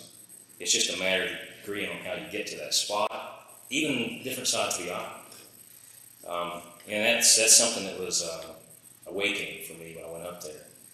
But and something else I'll point out too, I've been in media a lot more than I'm comfortable with, frankly. I did media interviews for 2 years. Coach Wood, being the finance chairman, I'd come down after the budget. I did newspaper interviews, did radio interviews. I did the only radio show I'd go on. I would do Tom Rogan and I'd do Dave Allen. I'd go in because I knew those guys personally way before I was ever in the legislature. And so only this, I came out to start talking to them about this because this is so critical for West Virginia's future. And then I would speak to how these get on the ballot. Senator Smith started to allude to it, but I think it's important that everybody here knows. In order to put forth before you the opportunity to amend your Constitution, to consider it, it takes a supermajority, which means it takes 2/3 of the House, and it takes 2/3 of the Senate. It doesn't go through the governor. It's a resolution, a joint resolution goes through both bodies. All 4 of these amendments required a conservative Republican supermajority to get them on the ballot.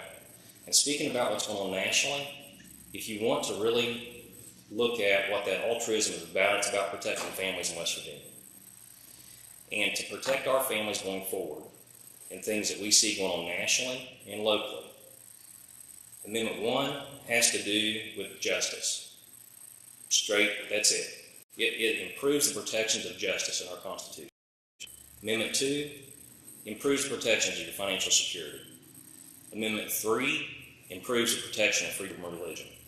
Amendment 4 improves the protection of parents having a say in public education. That's your amendments, coming from a conservative Republican supermajority. That's what they did. I got a story. I'm a preacher part-time. And I just want to tell this because I think this kind of puts us where we're at. There's an atheist in West Virginia. He didn't believe in God, no matter what you said. Driving down one of these roads, the car starts rolling, he falls out the door. finds himself hanging on a cliff by a root. And he looks around, there's no one to help him, so he says, well, God, is there anyone left there? And a voice came and says, yes, I'm here. I've got my hand brought under you, let go of the rope. Is there anyone else up there? I think what you're asking us to do is let go of the rope and trust you. I think you've done a good job of presenting it. I think you've changed my mind tonight. But that's what you're asking us to do. You're asking us to say, you're saying, trust me. This is going to be better for you. We've been hanging on this rope for a long time. So it's a hard thing. I understand that. It sounded, I thought it was just surplus. I'm convinced maybe you guys have that plan for a long time. Yeah. And I got 6 cars. I'm going to let go of the road. Yeah. It seems to me that you're asking us to put the cart before the horse with this amendment. We have infrastructure issues. I can see counties that are already doing very well with this amendment. But I see counties like Preston County struggling if this was to pass. Because, okay, the bill makes all the taxes go away. It's like it's going to open the floodgates, and all these businesses are just pounding down their doors to come flooding into West Virginia now that we don't have this inventory tax anymore. But they're not going to come here because our roads are not great, our schools are not great, we have no culture, we have nothing else going on. So why would these companies come to Preston County? So you're asking us to basically sever our own veins on the only thing that is sustainable here and on a whim that is going to benefit other counties, but not necessarily the ones that are dangling by a thread. Preston County's revenue growth over the past couple of years, and some of the best years nationally. When I say best, most revenue to come into counties, most revenue to come into states because of all the cash that got printed, essentially. The growth on there is probably maybe $100,000 a year, maybe for the past 2 years. Is that about right? Possibly. Yeah, about $100,000 a year. The increase in revenue off this is $1 million. It's 10 times what you had in the past year. So that's the level of growth that would come back in Preston County just on the revenue side of it. Now the other side of it is about cart before the horse. But you've got your surplus, your savings account that's gonna back us for a while until I think you're banking on floodgates to open and a bunch of businesses to come here. There's no need for Pick that. up the difference, so you don't have to keep backfilling, because then we'll have all these businesses here generating revenue. What if that doesn't happen? It's based on if we were operating in our worst economic climate. This is what's based on. This is based on 2017. We would have to be doing 17% worse now than we were doing in 2019 for it to even come close. The worst we've ever done has been 10% in history of West Virginia. This is not based on surpluses whatsoever. Not one red cent of economic growth has to happen in order to be able to do this in perpetuity. The cart before the horse side of it, and that's one of the issues we have in West Virginia. And personally, from my perspective as one of the leaders in the legislature, is that we have to look out decades when we're working on legislation. There's fires you got to put out. That's what you use surpluses for. You put out fires with surpluses. You've been out for years ahead, decades ahead of the base budget. We've been planning for decades ahead to be able to do this. And when you can improve it to where you have economic growth and take measures to do it, all those other problems are a whole lot easier to fix. It's a lot easier to, go fix your house if you got a job. So if we're going to fix the roads, we need businesses. And we've been getting that. We've had record announcement after record announcement now going on coming to West Virginia because we've improved that business climate so much. And that helps all of West Virginia, wherever it lands. Berkshire Hathaway coming down into Jackson County, Newport coming down into Mason County. We've got several that are coming up in the Eastern Panhandle that are billions upon billions of dollars of investment in West Virginia. They're happening right now. So that helps fix a whole lot of things, and none of that is contemplated in being able to do this. None of it. But those businesses come here and that tax goes on, they're paying. They're not paying it now, no, because what they get is they get a payment in lieu of taxes. So when those level businesses come in, your small businesses are the ones that are subsidizing that.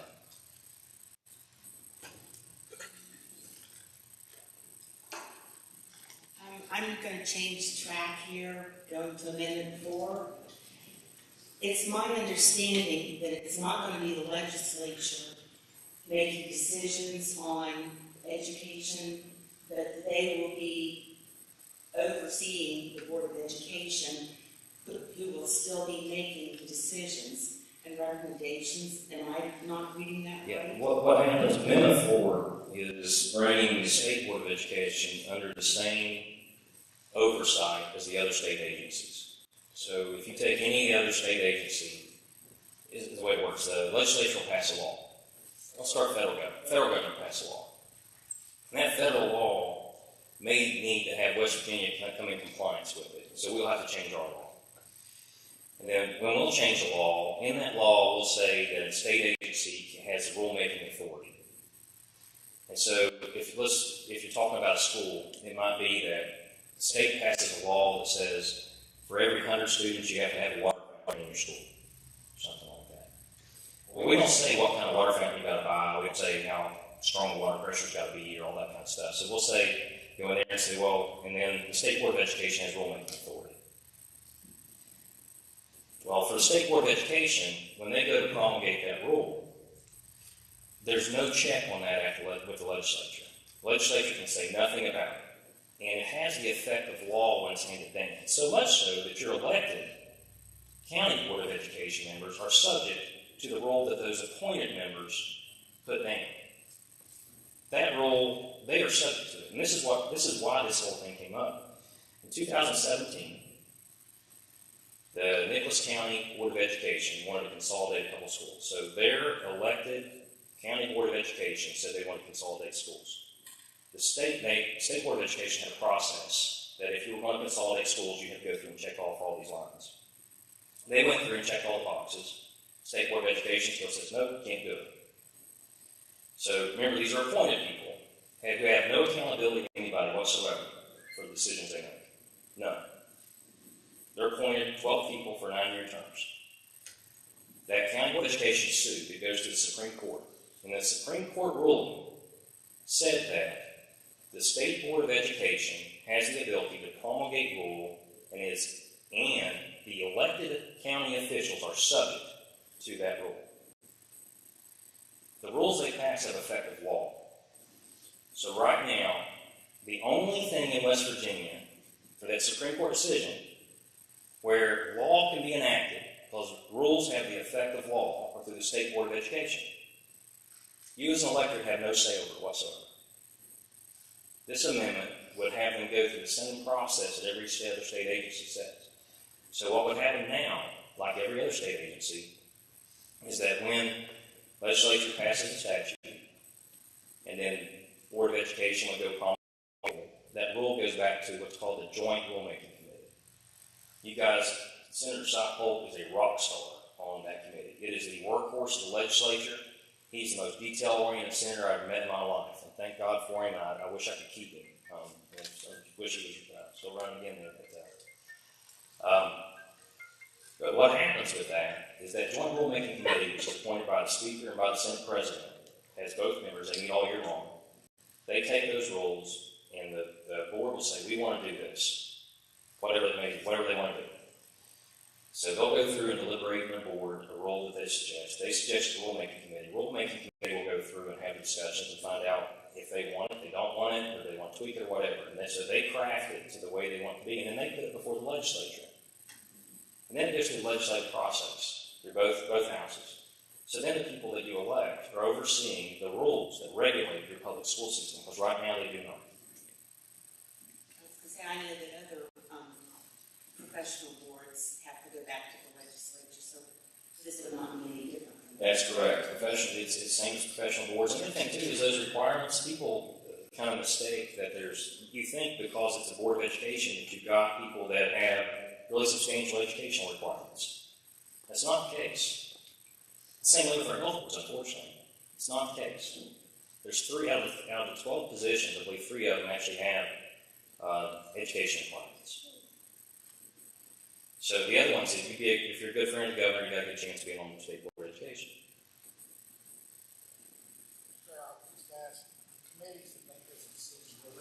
How many of those are educational background? It's because it's the electorate. When you go up on the committee, on the current committee, I don't know have educational backgrounds, but in the legislature, I'll tell you, on any given, I'm a physical therapist. I got involved in legislature because something affected physical therapy back in 1998. So I finally found out politics matter. So I went to Capitol and started working on that.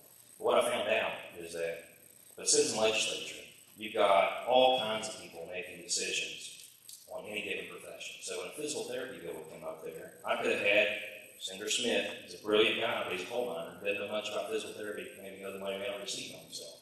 But he's making decisions on physical therapy. He's making decisions on the laws that regulate physical therapy practice, the medicine practice, every other profession that's up there. And even on education, he's making a statute on the education profession. And then on every other profession, any rules that come through, all the way up to the person who does your brain surgery, he's making decisions on those rules. But we don't do it on public education. I will agree with that. Just to close up, and Senator Seipel call me on certain military issues and things like that. So, because he's not been in the military, so he called and asked. So, yeah, I agree with you. That's what happens, So we get up there and we end up, in your given profession, you know things about a mile deep and an inch wide. You get to the legislature, you got to know things about a mile wide and an inch deep, and you hope you can find somebody who knows it a mile deep. That's really how it works. I guess one other question, since you talked on there, and I understand what you're saying, Mr. Smith. We've seen a number of legislative initiatives that have been detrimental to public education in the last year. We've seen scholarship legislation, we've seen the inability to run our levy elections, putting on cycle elections. There's just been many things that ultimately are. Speak up. My concern is again, it's always important to get feedback, those with level of expertise, but there has been legislation that has been very much detrimental to public education that has recently come through the legislature. Home scholarship, public school district, we're available responsibility. We have to educate every child regardless of any situation, whereas my understanding with some of the homeschool provisions and charter school legislation that sometimes the same criterion isn't always necessarily in place. I'm just concerned that, again, the legislation that I've seen come through recently is not necessarily always favorable to public education. I guess that's where my concern lies. Yes, I can see some of that too. I do sit on the education committee in a lot of those discussions. This gets to putting out fires versus long-term planning type thing. One of the issues that we have has been so many people leaving public school, even before any of this. I think you would agree with that. Because we've had parents that have been fleeing public school system with their children, and in doing so, there's been a disproportionate ability to provide educational services that those parents wanted. So there was an effort to improve the educational choices parents had in West Virginia with those efforts. What we learned in that process is the regulation, in order to be able to have public schools compete, you guys got to have some new regulations.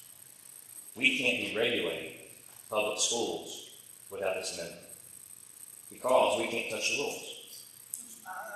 So what's happened is we just changed the education committee for this specifically. In the Senate, we have Senator Amy Grady. She's a 4th grade school teacher. We had Senator Rucker, Senator Rucker's brilliant. So the Senate President created an alternative education committee that starts this session. Senator Rucker's the chair of that alternative, which has to do with those things that we've propped up there for the school choice.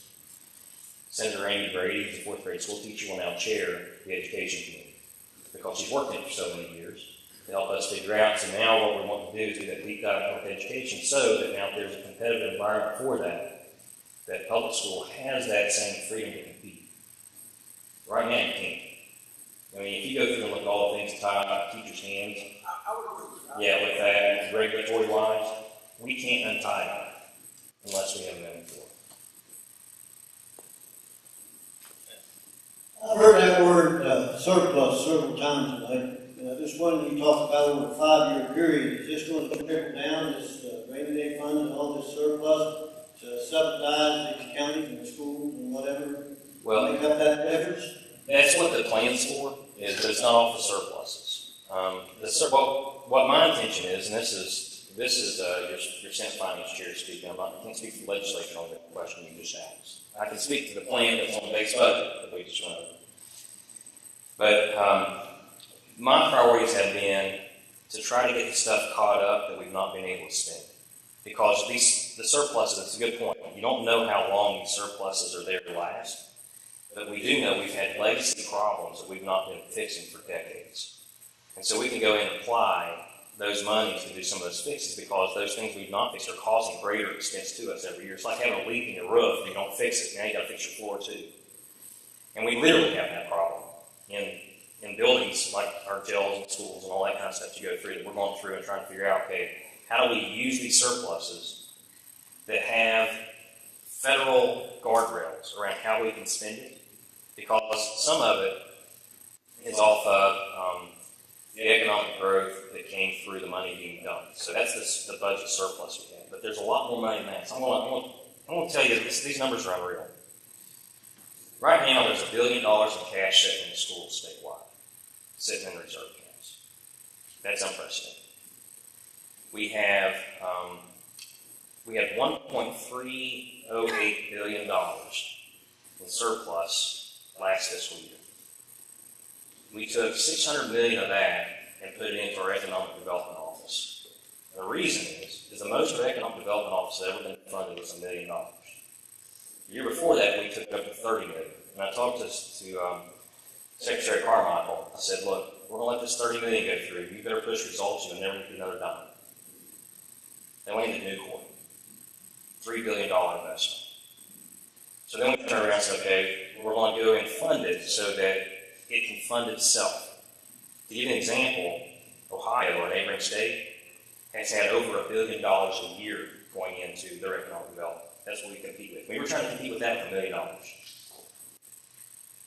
So we funded it at $600 million. It's a one-time spending. We might do it again because now it self-perpetuates because the money that they loan out off that then funds economic development.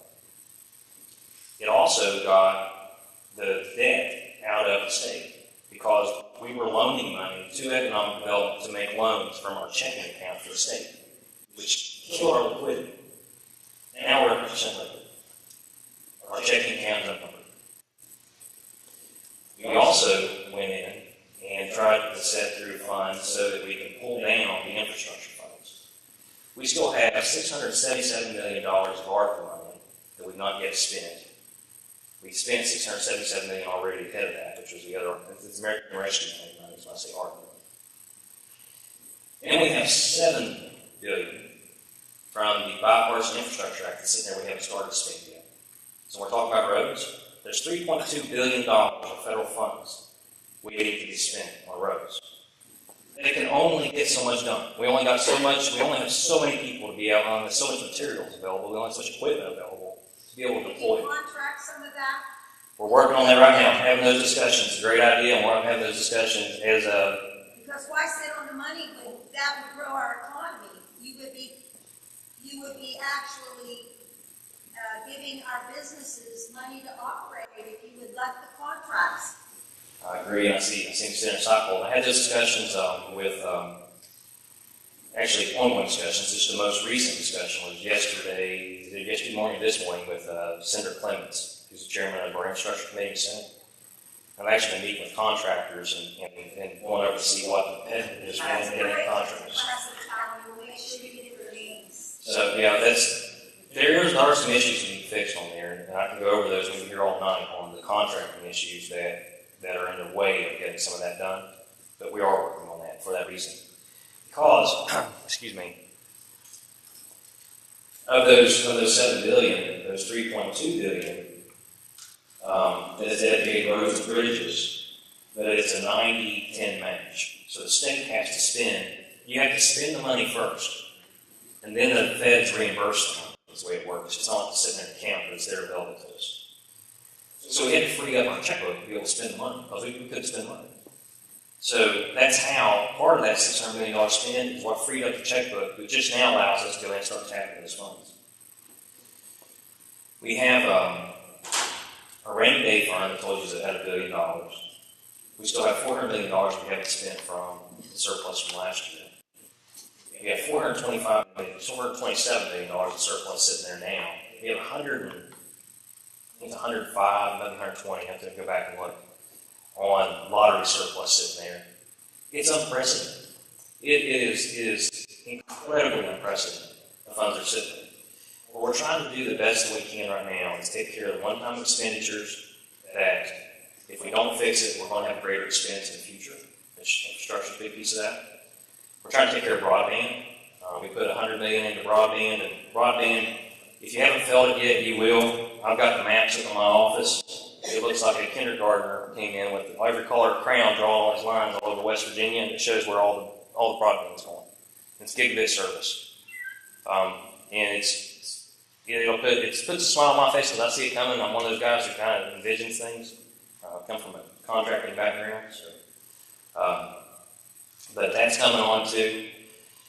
I know I'm giving stuff out. Our employment I mentioned, I think it's sitting at $400-some million in a reserve account now. It's way more than it ever needs to be. The financial situation that we're in is an opportunity to do things right. We may never, ever, ever see again in our lifetimes. And these amendments, I'm telling people, they're important. If you don't do it now, you're not going to get to it. Why is Simple as that. Why? Because it's the safety mechanism that we have to be able to have room for error to fix it because of all that. So that you're telling me that if it is voted no, that there will never be another opportunity for you guys to get back to work. We started trying this in 1999.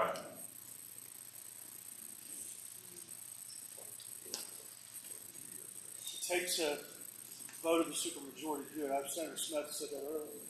So that's what it takes. So I think you can do it. See, I don't think you do if the elected votes down. You know, if you go, for right now, if you look at the campaign to get this done, who have you seen? Who have you seen? Let's talk about who's actually going out there to get this done. There's been Governor Justice opposing it. There's been me and Senator Blair who we talked about the conversation with. I can't believe we've been working on a state like this. I'm not here forever to do this. No, I realize. And I don't know, Senator Cycle, you see somebody else chasing my tail if I'm not doing this? So, it's not. I mean, I understand what you're saying, but, you know. And let's talk about who's opposing it. The people who are really out there promoting this, when you see ads from it, let's talk about where the dollars come from. West Virginia, the biggest supporters of the supermajority of Republicans in the West Virginia legislature, number one biggest supporters of this amendment, all these amendments. For Amendment 2, it's the West Virginia Chamber of Commerce, and it's the West Virginia Manufacturing Association. Their membership makes out 9 out of 10 of their members are small businesses.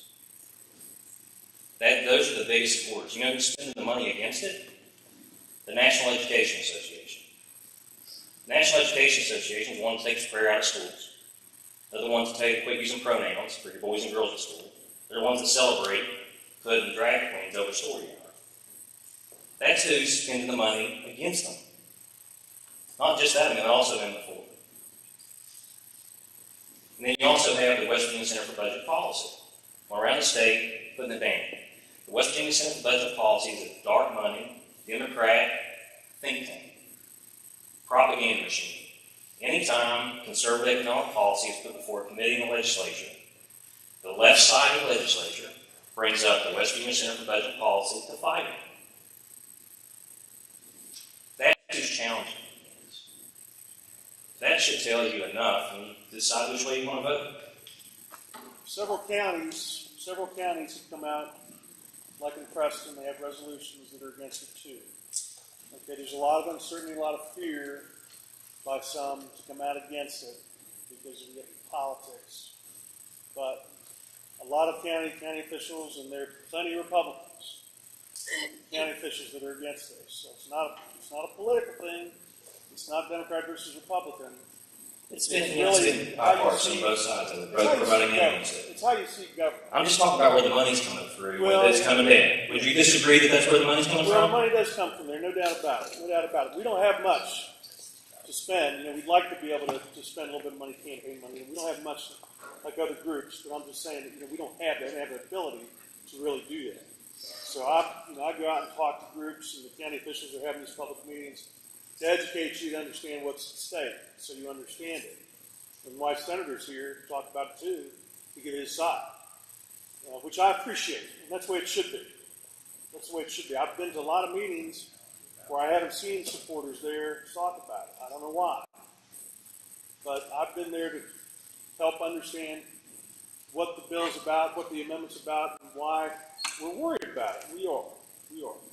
I said the cake is not ready yet. It's just because they're not all in agreement.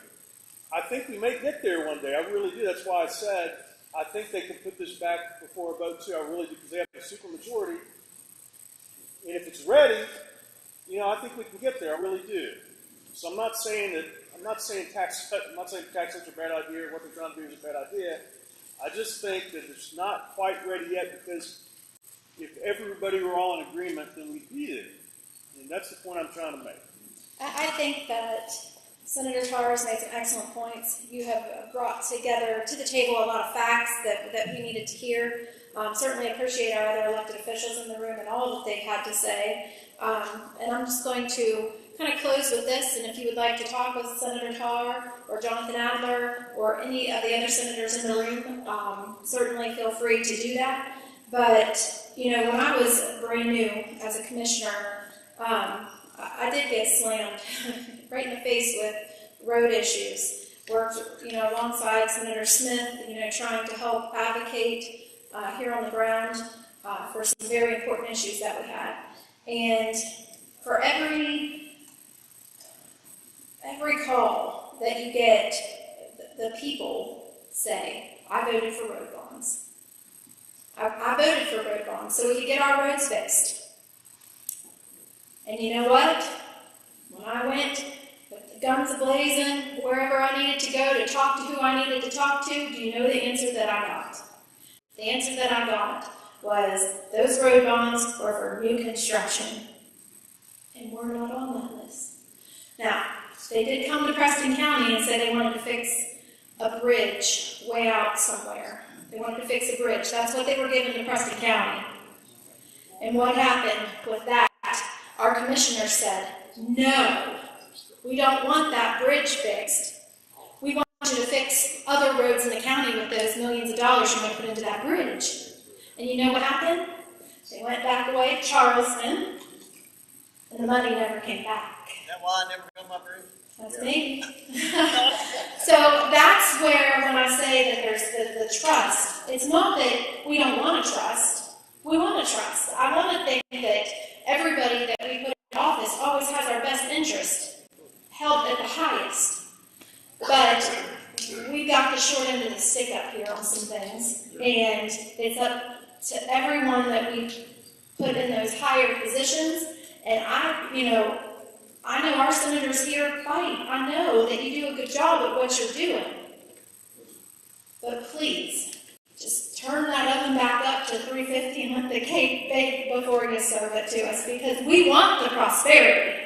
We want the good things to come from the tax cuts and all of those other things.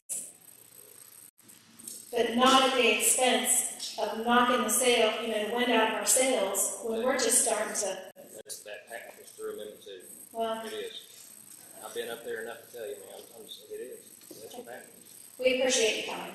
Appreciate everything that you brought to the table tonight. I appreciate our municipalities. Even if this happens, it's gonna be 6 months before they really are, make the cake. Yes, Right? and please do It's not not gonna happen. attack people Remember, saying, it ain't gonna my happen." tax bill, I'm still paying car tax, because that isn't gonna happen. That's not the magic wand that's gonna happen if this does pass. So, with that, we're gonna go ahead and conclude this tonight. We've kind of beat this issue to death, and I hope that if you have additional questions, you'll reach up and get them answered. And I just appreciate everyone coming. Thank you.